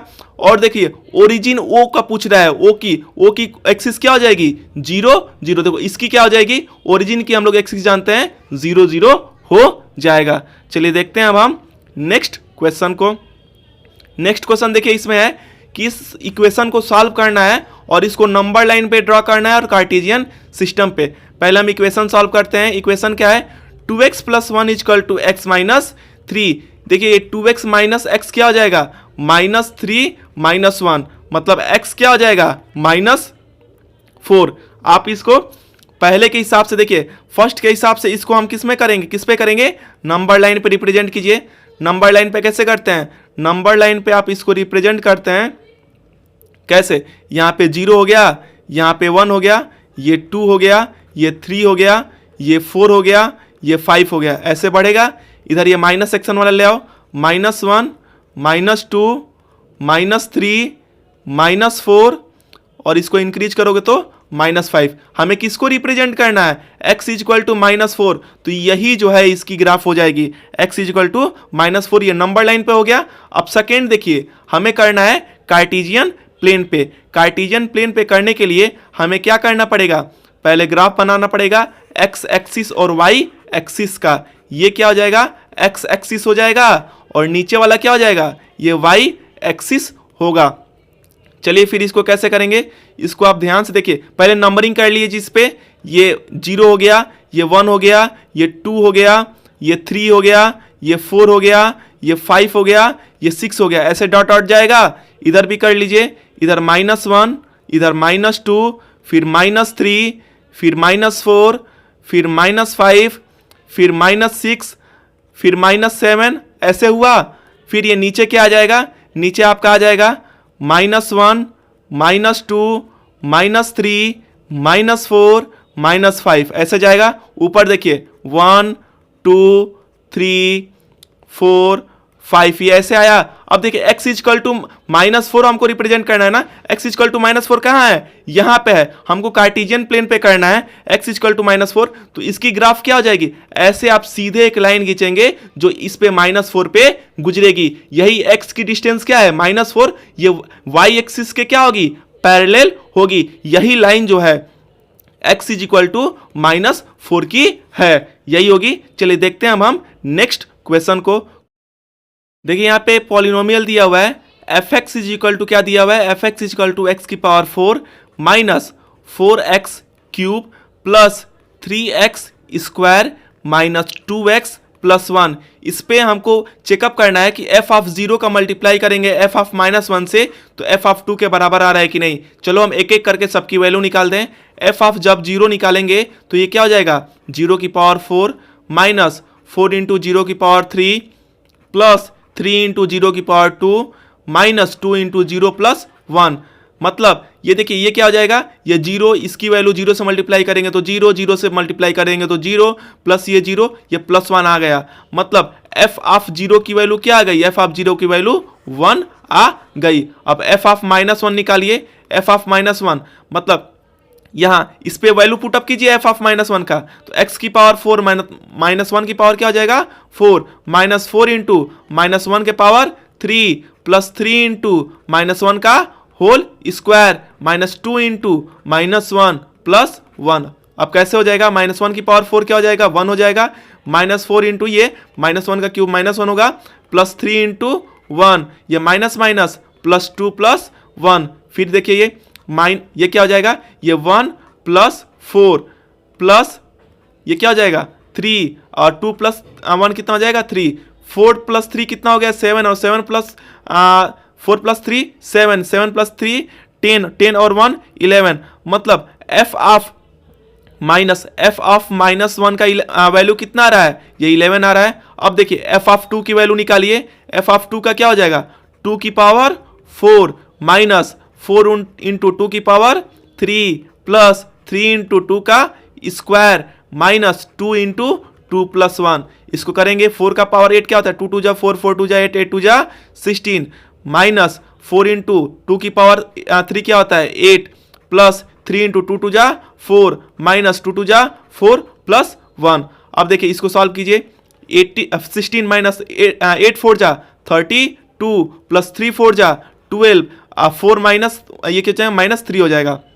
इसको सॉल्व कीजिए तो कितना आएगा, ये इसको सॉल्व करोगे 16 माइनस 32 तो -16 प्लस 9, -16 और प्लस 9 कितना होगा, ये आप सॉल्व करोगे तो आपका आ जाएगा -7। देखो f ऑफ 2 की वैल्यू, इसका मतलब f ऑफ 2 की वैल्यू कितनी आ गई, f ऑफ 2 की वैल्यू आपकी -7 आ गई। अब देखिए f ऑफ -1 की वैल्यू 11। अब हम यहाँ पे वैल्यू पुटअप करो, यहाँ पे देखिए क्या दिया हुआ है f of 0 into f of -1, ये बराबर होना चाहिए f ऑफ 2 के।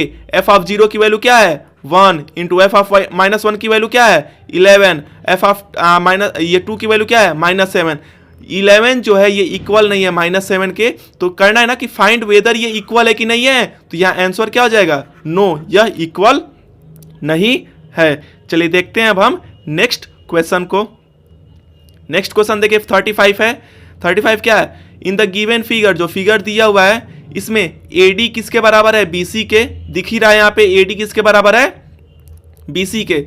फिर BD किसके बराबर है, AC के। ये BD वाला जो है ये BD किसके बराबर है, AC के। तो प्रूफ करना है एंगल ADB, एंगल ADB जो ये एंगल है एंगल ADB यह BCA के एंगल ADB, देखो ADB, सॉरी ये ADB नहीं है, ADB वाला आपका कौन सा है, आप देखेंगे इसमें ADB जो इसमें है ADB आपका ये वाला है, एंगल ADB जो है एंगल BCA के इक्वल होगा। फिर एंगल DAB जो है CBA के इक्वल होगा। इसको हमें प्रूफ करना है। पहले देखिए हम कैसे करते हैं, पहले हम ट्रायंगल लेते हैं। इसमें इन ट्रायंगल आप ले लीजिए DAB ले लीजिए और ले लीजिए ट्रायंगल DAB और CBA ले लीजिए, CBA ये ले लिए। अब देखिए यहाँ पे जो आप ये देख रहे हैं कि DBA और CBA में देखिए आपका जो है यहाँ पे आप जब देखेंगे तो ये DB जो है ये किसके बराबर है, CA के। DB जो है DB मतलब जो BD दिया हुआ, जो चलिए बुक की लैंग्वेज लिखिए, ये BD जो है ये किसके बराबर है, AC के बराबर है। कैसे, क्वेश्चन में दिया हुआ है DB लेंथ AC के बराबर है। फिर देखिए आपका AD जो है यह किसके बराबर है, BC के बराबर है। और AB ये भी दिया हुआ है, गिवन है। फिर AB जो है AB के बराबर है। कैसे, क्योंकि ये कॉमन है, दोनों ट्रायंगल में क्या है, कॉमन है। तो कौन सी कॉन्ग्रुएंसी हो गई, SSS या कॉन्ग्रुएंसी हो गई, SSS कॉन्ग्रुएंसी हो गई। तो ट्रायंगल क्या हो जाएगा, DAB जो है ये कॉन्ग्रुएंट हो जाएगा किसके, ट्रायंगल CBA के। जब यह कॉन्ग्रुएंट हो जाएगा तो इसके कॉरस्पॉन्डिंग साइड्स और एंगल भी इक्वल हो जाएंगे। तो एंगल ADB जो है यह इक्वल हो जाएगा एंगल BCA के। कैसे, CPCT के हिसाब से, corresponding part of congruent triangle equal हो जाएंगे। यही तो हमें प्रूफ करना था। एक ये प्रूफ हो गया ADB इक्वल टू BCA। और सेकंड देखिए क्या है, सेकंड इसमें DAB ये भी हो जाएगा। देखो इसी ट्रायंगल में ना, देखो ये कॉन्ग्रुएंट हो गए तो ये वाला एंगल इस एंगल के बराबर हो जाएगा और ये वाला एंगल इस एंगल के बराबर हो गया, क्योंकि ये पूरा ट्रायंगल हम प्रूफ किए हैं ना DAB आपका CBA के। तो सेकंड क्या है इसमें, एंगल DAB किसके इक्वल हो जाएगा, एंगल CBA के। क्यों, वही CPCT के हिसाब से। तो यही हेंस प्रूफ ये हो गया। चलिए देखते हैं हम नेक्स्ट क्वेश्चन को। नेक्स्ट क्वेश्चन देखिए 36, 27 iron solid iron sphere each of radius R and surface area S melt किया जा रहा है और एक बनाया जा रहा है। देखो ये NCERT क्वेश्चन है, कैसे करते हैं। देखो मैं क्वेश्चन समझा दूं, छोटे छोटे कितने हैं, छोटे छोटे आपके 27 आयरन स्फीयर है, इसको पिघला के एक बड़ा सा आयरन बनाया जा रहा है। इसका रेडियस क्या दिया हुआ है, इसका रेडियस जो दिया हुआ है छोटे छोटे स्फीयर का R दिया हुआ है, सरफेस एरिया जो दिया हुआ है इसका S दिया हुआ है। इस केस में इसका देखो, इसमें जो है रेडियस, इसका रेडियस बोल रहा है कि बड़े वाला का रेडियस आप R डैश मान लीजिए और R डैश है, और इसका सरफेस एरिया क्या है, S डैश है। अब देखिए कैसे निकालेंगे हम, कैसे आप इसको करेंगे। जब हम यहाँ पे रेडियस निकालना है इसका ना, देखो सबसे पहले हम वॉल्यूम निकालेंगे। जो वॉल्यूम है, वॉल्यूम ऑफ 27 आयरन स्फीयर है, छोटे छोटे जो 27 आयरन स्फीयर है, जब हम इसको पिघलाएंगे तो क्या होगा, ये वॉल्यूम ऑफ देखो वॉल्यूम ऑफ स्पेलिंग देख लीजिएगा, ये 1 आयरन स्फीयर हो जाएगा बड़ा का।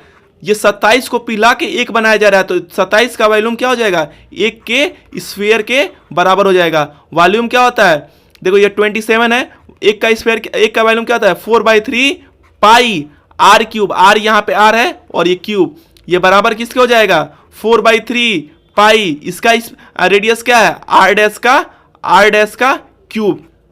कैंसिल कीजिए, 4/3 से 4/3 कैंसल, पाई से पाई कैंसल, मतलब R डैश क्यूब क्या हो जाएगा यहाँ पे 27 R क्यूब हो जाएगा, मतलब आर डैश इधर क्या हो जाएगा, इधर ये क्यूब रूट में हो जाएगा क्या 27 इंटू आर क्यूब। तो 27 किसका होता है 3 का और आर क्यूब का आर, मतलब आर डैश क्या आ गया, r dash equal to 3r आ गया। यही तो इसमें निकालना था कि रेडियस आर डैश निकालिए नया स्फीयर का, तो रेडियस क्या हो जाएगा इसका जो 36 है, इसका आंसर आर डैश की वैल्यू क्या आ जाएगी, आर डैश की वैल्यू इसमें 3r आ जाएगी। फिर देखिए इसमें और क्या निकालना है, इसमें एक और चीज निकालनी है, रेशियो निकालनी है एस डैश अपन एस की, मतलब ये नया वाला जो एक बना है उसका सरफेस एरिया अपन ये इसका एरिया, तो क्या होता है 4 पाई, इसका क्या हो जाएगा आर डैश का square upon 4 pi are square, यही सरफेस एरिया का फार्मूला होता है। 4 पाई से 4 पाई कैंसल, मतलब आर डैश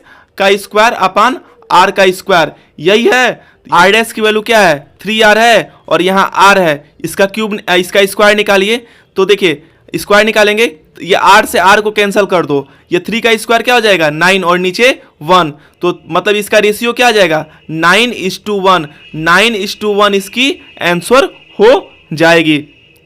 चलिए देखते हैं अब हम नेक्स्ट क्वेश्चन को। नेक्स्ट क्वेश्चन देखिए क्या है 37, find what must be subtracted. हम क्या सब्ट्रैक्ट करेंगे इस पॉलिनोमियल से, so that obtained polynomial will be divisible by this. देखिए अगर हम क्या करते हैं, अगर हम 9 को 2 से डिवाइड करेंगे तो 2 4 जा 8, अगर हम 1 माइनस कर देंगे इस 9 में से तो एग्जैक्टली डिविजिबल हो जाती है ना, वैसे हम इसको इससे डिवाइड करेंगे और जो रिमाइंडर आएगा उसको माइनस करेंगे तो एग्जैक्टली डिविजिबल हो जाएगा। चलिए इसको सॉल्व करते हैं, Y square plus 4y plus 2, अगर हम डिवाइड करेंगे देखो 4y की power 4 plus 12y cube plus 6y square plus 50y plus 26, जब हम इसको डिवाइड करेंगे किससे y square plus 4y plus 12 से, तो इसका देखिए रिमाइंडर कैसे आ रहा है, कितना आ रहा है, उसको हम लोग इसको सॉल्व करते हैं। देखिए जब हम इसको करेंगे देखो कैसे जाएगा, यहाँ पे y कुछ नहीं है, यहाँ पे कांस्टेंट, यहाँ पे 4 ना, कितने टाइम जाएगा 4 और ये y स्क्वायर, जब 4y स्क्वायर चले जाएंगे तो 4y की पावर क्या हो जाएगा 4, फिर 4 4 जा ये 16y क्यूब हो जाएगा। फिर ये क्या है, ये आपका 2 है ना, तो 2 इंटू 4 क्या हो जाएगा 4 2 जा 8y स्क्वायर। आप माइनस कर दीजिए, साइन चेंज हो जाएगा, ये माइनस हो गया, यहाँ पे माइनस हो गया, यहाँ पे माइनस हो गया, तो ये कैंसिल हो गया। आप इसको सॉल्व करेंगे तो -4y की पावर क्यूब हो जाएगा, और आप इसको करेंगे तो -2y स्क्वायर, इसको नीचे उतारिए तो क्या हो जाएगा +50y। तो देखिए ये कितने टाइम गया -4y जाएगा, फिर 4y जाएगा तो क्या हो जाएगा -4y की पावर क्यूब, फिर प्लस माइनस माइनस 4 4 जा 16y स्क्वायर, फिर प्लस माइनस माइनस 4 2 जा 8y, फिर इसका देखिए साइन चेंज हो जाएगा, प्लस हो जाएगा, ये प्लस हो जाएगा, ये प्लस हो जाएगा, ये कैंसिल हो गया, प्लस माइनस करेंगे तो ये कितना हो जाएगा, ये 14y स्क्वायर हो जाएगा, और इसको प्लस करेंगे तो 58y, फिर नीचे उतारेंगे तो ये 26 आएगा, फिर अब कितने टाइम जाएगा आपका ये 14 टाइम जाएगा, तो 14 इंटू ये क्या हो जाएगा 14y स्क्वायर प्लस 14 4 जा 16 और 4 1 5 56y और प्लस 14 2 जा 28। आप इसको माइनस कीजिए, साइन चेंज, ये माइनस ये माइनस ये माइनस, ये क्या हो जाएगा कैंसल, ये क्या हो जाएगा 2y और ये क्या बचेगा 2। मतलब जब आप इसको सब्ट्रैक्ट कर रहे हैं, सब्ट्रैक्ट देखो ये साइन यहाँ पे माइनस रहेगा क्योंकि यहाँ साइन चेंज किया तो माइनस आया ना, जब आप इसको सब्ट्रैक्ट कर रहे हैं तो रिमाइंडर क्या बच रहा है 2y माइनस 2, यही पूछा है ना, क्या हम इसमें सब्ट्रैक्ट करें कि ये आसानी से डिविजिबल हो जाएगा, तो आंसर क्या हो जाएगा 2y माइनस 2 को सब्ट्रैक्ट करेंगे तो ये आसानी से डिविजिबल हो जाएगा। देखिए इसका और पार्ट है, draw the graph of linear equation x plus y equal to 10 और 2x minus Y equal to 5, और इसका पॉइंट ऑफ इंटरसेक्शन फाइंड करना है। मतलब x plus y equal to 10 का आप पॉइंट निकालेंगे 2-3, जैसे x की वैल्यू अगर 1 पुट करेंगे तो y की वैल्यू 9, ऐसे पुट अप करेंगे, और ऐसे 2x minus Y equal to 5 का 2-3 पॉइंट करेंगे, और उसके बाद उसको हम क्या करेंगे कार्टेशियन सिस्टम पे ड्रा करेंगे और लाइन को देखेंगे कहाँ इंटरसेक्ट कर रहा है। देखिए ये पेन टेप से इसको बनाने में प्रॉब्लम हो रहा है, मैं इसको डायरेक्टली आपको मार्किंग स्कीम से ही बता दे रहा हूँ। देखिए x plus y equal to 10 है और 2x minus Y equal to 5 है, x plus y equal to 10 और मतलब ये y equal to 10 minus y हो जाएगा। x की वैल्यू 2 पुट करेंगे तो y की वैल्यू 8 आएगा, x की वैल्यू 3 पुट करेंगे तो y की वैल्यू 7 आएगा, ऐसे ही x की वैल्यू 4 पुट करेंगे तो y की वैल्यू 6 आएगा, और x की वैल्यू 5 पुट करेंगे तो y की वैल्यू 5 आएगा। वैसे ही दूसरा इक्वेशन क्या था, 2x minus Y equal to 5 था ना, तो 2x minus Y equal to 5 को लिख सकते हैं y equal to 2x minus 5। x की वैल्यू जो 0 पुट करेंगे तो ये आएगा y की वैल्यू, x की वैल्यू 2 पुट करेंगे तो -1 आएगा, और x की वैल्यू 5 पुट करेंगे तो ये। अब देखिए जो ये पॉइंट निकाले हैं 2 और 8, आप सभी को यहाँ पे मार्क करेंगे। 2 8 निकाले हैं, 3 7 निकाले हैं, 4 7 निकाले हैं, 5 5, इसमें 0 0 माइनस 5 है, और इसको जब आप ड्रॉ करेंगे तो यहाँ पे इंटरसेक्ट करेगा। तो ये कहाँ पे इंटरसेक्ट कर रहा है, जो ये पॉइंट है यहाँ पे इंटरसेक्ट कर रहा है 5 5 पे। मैं इसको इसीलिए कर रहा हूँ ना क्योंकि ये पेन टेप पे ग्राफ अच्छे से नहीं बनता है, ये इस पे अच्छे से बना हुआ है। आप इसको ग्राफ पेपर पे बनाएंगे तो एग्जैक्टली आपको 5 5 पे मिलते हुए दिखेगा। चलिए देखते हैं आप नेक्स्ट क्वेश्चन को। क्वेश्चन है ABCD एक स्क्वायर है, कोऑर्डिनेट दिया है और C का -1 -1 और 1 1। कोऑर्डिनेट आपको B का बताना है और क्या करना है, आपको D का बताना है, और इसका इक्वेशन भी लिखना है। चलिए देखिए कैसे करते हैं।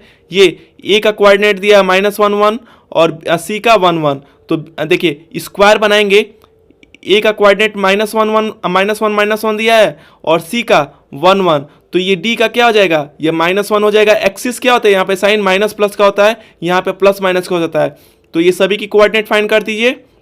इक्वेशन पूछ रहा है, अब देखिए AB की इक्वेशन क्या हो जाएगी, ये किस पे है, ये x एक्सिस के पैरेलल है ना, तो ये क्या हो जाएगा y इक्वल टू, ये कितने डिस्टेंस पे है -1, तो y इक्वल टू -1 हो जाएगा। वैसे ही देखिए ये आप ध्यान से देखेंगे BC क्या है, BC आपका ये y एक्सिस के पैरेलल है, तो जब y एक्सिस के पैरेलल है तो x इक्वल टू डिस्टेंस क्या है 1 है।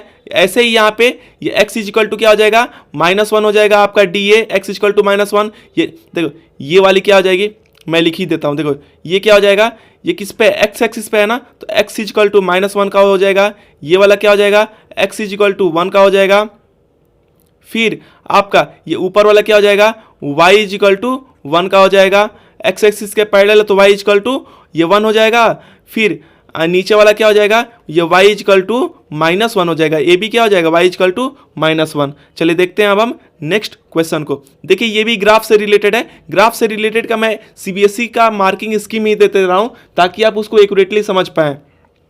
देखिए ये दिया हुआ है, आपका मार्क दिया हुआ है और फ्रीक्वेंसी दी हुई है उसकी कि 0 से 10 के बीच में क्या है, 10 से 20 के बीच में क्या है, 20 से 30 के बीच में कितने स्टूडेंट का डिस्ट्रीब्यूशन है। ये सेक्शन A है और सेक्शन B है। इसमें क्या निकालना है आपको, आप फ्रीक्वेंसी पॉलीगन आपको निकालना है इसमें। देखिए कैसे करेंगे, सबसे पहले हम क्लास मार्क निकालते हैं। इसमें क्या निकालते हैं, क्लास मार्क। क्लास मार्क मतलब क्या होता है, upper limit plus lower limit divide by 2। देखो अगर फर्स्ट का क्लास मार्क निकालेंगे 0 और 10 का, तो कैसे निकालेंगे, 0 प्लस 10 बाई 2 मतलब 10 बाई 2 मतलब 5। 5 की क्लास मार्क फ्रीक्वेंसी क्या आ गई, 4। A की 4 आ गई और B की 6 आ गई। देखिए यहाँ पे बना के दिया हुआ है।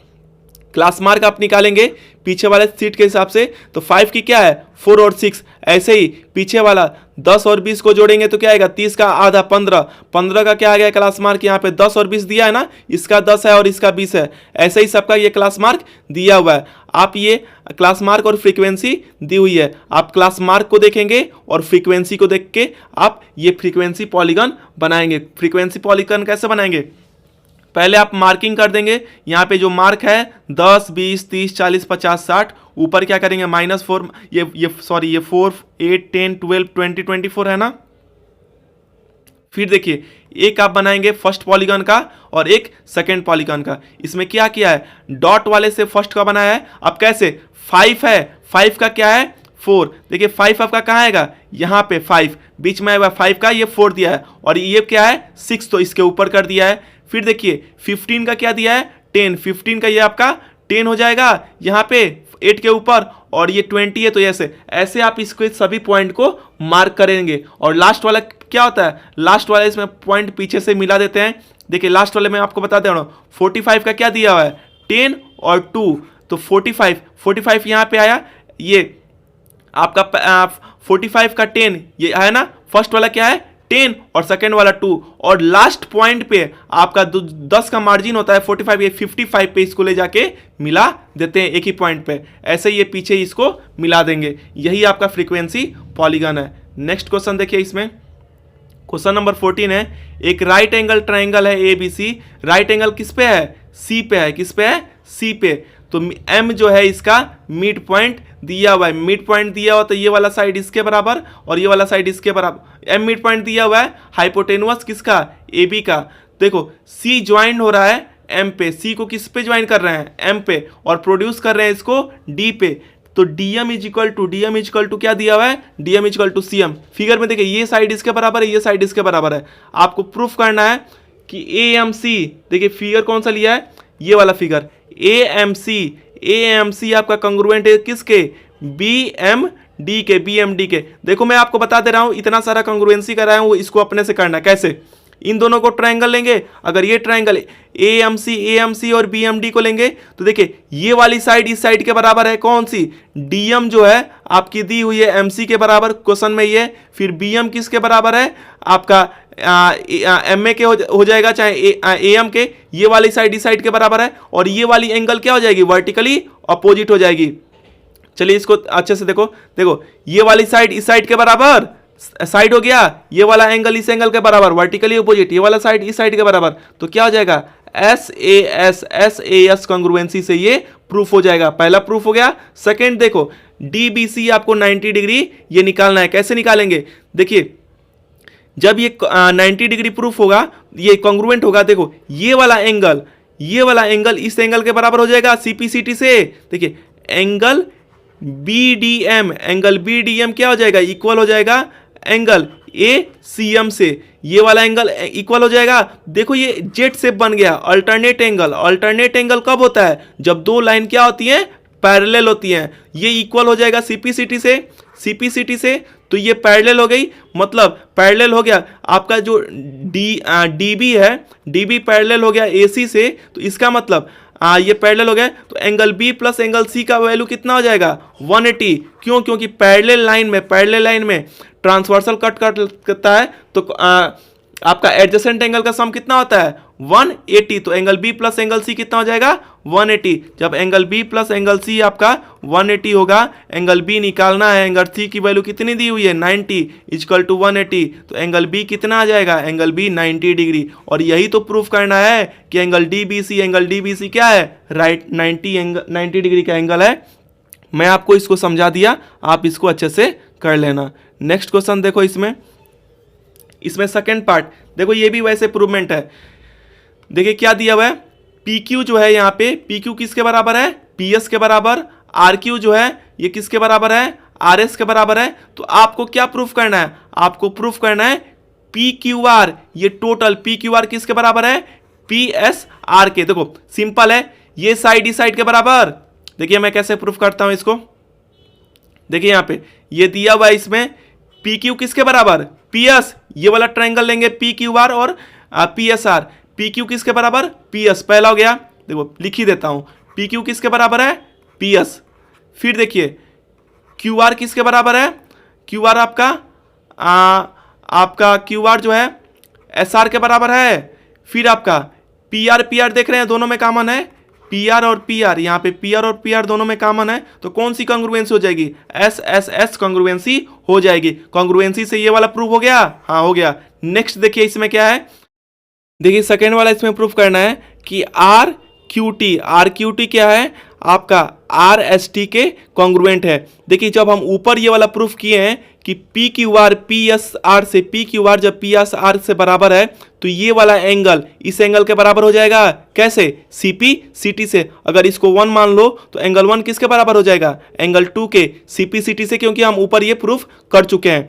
अब देखिए जब आप ये पढ़े हैं कि कोई भी ट्रायंगल है, अगर ये साइड दो साइड इक्वल है तो जो इक्वल साइड्स के अपोजिट एंगल वाला क्या होता है? इक्वल होता है, आइसोसेलेस ट्रायंगल बन गया। तो अगर ये ट्रायंगल में ये साइड इस साइड के बराबर है तो ये वाला एंगल इस एंगल के बराबर होता है। यहाँ पे देखिए इस ट्रायंगल में ये साइड इस साइड के बराबर है तो ये वाली एंगल इस एंगल के बराबर हो जाएगी। ये 3 और 4 मान लो। तो देखिए जब आप ट्रायंगल लेंगे, ट्रायंगल RQT लोगे और ट्रायंगल आर एस टी लोगे तो देखिए इसमें एंगल 1 किसके बराबर, एंगल 2 के। कैसे, हम ऊपर सीपीसीटी से प्रूफ कर चुके हैं। फिर देखिए आपका जो दिया हुआ है ये आर क्यू किसके बराबर, आर एस के। कैसे, ये गिवन है। और उसके बाद आपका एंगल 3 किसके बराबर हो जाएगा, एंगल 4 के। रीजन आप लिख दीजिएगा कि angle opposite to equal sides are equal. तो कौन सी चीज हो गई, A S A, angle side angle congruency हो गई। फिर ट्रायंगल आर क्यू टी किसके बराबर हो जाएगा, आर एस टी के। हेंस प्रूफ हो गया। चलिए देखते हैं अब हम नेक्स्ट क्वेश्चन को। देखिए लास्ट क्वेश्चन है, ये भी ग्राफ वाला है, इसको भी मैं आपको मार्किंग स्कीम्स के बता दूंगा। यहां पे फ्रीक्वेंसी डिस्ट्रीब्यूशन बताना है हिस्टोग्राम से। फिर देखिए आपके मार्क्स दिए हुए इसमें और ये नंबर ऑफ स्टूडेंट दिया हुआ है। कैसे करेंगे, देखिए 10 से चालू हो रहा है ना, तो कैसे बनाएंगे, आप नीचे बनाएंगे। देखिए यहाँ पे 0 से 10, 10 से 20, 20 से 30 दिया है ना, 10 से 20, 20 से 30, 60 से 70 तक। आप 60 से 70 तक यहाँ पे क्या कर देंगे, मार्क्स बना देंगे। फिर नंबर ऑफ स्टूडेंट कितना दिया है, ये 7 से देख रहे हैं 16 तक है, आप इसको ये 16 तक नंबर ऑफ स्टूडेंट बना देंगे। फिर आपको हिस्टोग्राम की प्रॉपर्टी क्या होती है, बार ग्राफ में क्या होता है, जब आप बनाते हैं तो ऐसे, जब ये एक्स एक्सिस वाई एक्सिस हुआ, जब ये आपको बनाते हैं तो ऐसे ये गैपिंग टाइप की होती है, गैपिंग टाइप की। इसमें गैप नहीं दिया है, देखो 0 से 10, 10 से 20, 20 से 30, हर जगह कहीं भी गैप नहीं मिला है ना। और डाटा के हिसाब से आप कर दीजिए, 10 से 20 तक 7 है, 20 से 30 तक 11 है, 10 से 20 तक ये 7 और 20 से 30 तक 11। ऐसे ही आप इसको ड्रॉ करेंगे। देखिए इसमें एक और क्वेश्चन है बी वाला, let M be the mid value of L. Mid value, अगर किसी भी चीज का मिड वैल्यू क्या है, एम है, and L is the upper value. L क्या है, अपर वैल्यू है, तो लोअर वैल्यू आपको लोअर लिमिट इसमें निकालना है। देखिए मैं इसको एग्जांपल से समझाता हूं। अगर 3 वैल्यू दी हुई है 0, 10, 20, इसमें एम अगर मिडिल वैल्यू क्या है 10 है, ये क्या है अपर वैल्यू के क्या दिया हुआ है, एल दिया है। तो इसमें अगर लोअर लिमिट कैसे निकालते हैं हम, देखिए मिडिल वैल्यू है, मिडिल वैल्यू को अगर 2 से मल्टीप्लाई करेंगे तो 2 10 जा कितना हो जाएगा 20, और 20 में से अपर लिमिट ये 20 माइनस कर दो तो 0। ये लोअर लिमिट आ जाएगा कि नहीं, इसका लोअर लिमिट मतलब बीच वाले को डबल से मल्टीप्लाई करके अपर लिमिट को माइनस कर दोगे तो छोटा वाला आ जाएगा। तो आंसर क्या हो जाएगा इसमें 2m माइनस एल। बीच वाले को इसमें दिया है ना मिडिल वैल्यू m, तो बीच वाले को 2 से मल्टीप्लाई करके अपर लिमिट को माइनस कर दो। ऐसे ही देखिए बीच वाले को 2 से मल्टीप्लाई करके ये अपर लिमिट माइनस कर देंगे, यही आंसर आ जाएगा। ये था ओसवाल के सैंपल पेपर, ओसवाल पब्लिकेशन के मैथ्स के सैंपल पेपर 5 का सॉल्यूशन। मैं 1 से लेकर 5 तक सभी पेपर का सॉल्यूशन डाल चुका हूं मैथ का, आप इसको प्लेलिस्ट में देख सकते हैं। मिलते हैं अब आपसे साइंस के सैंपल पेपर के सॉल्यूशन के साथ। Okay, thank you, keep smiling.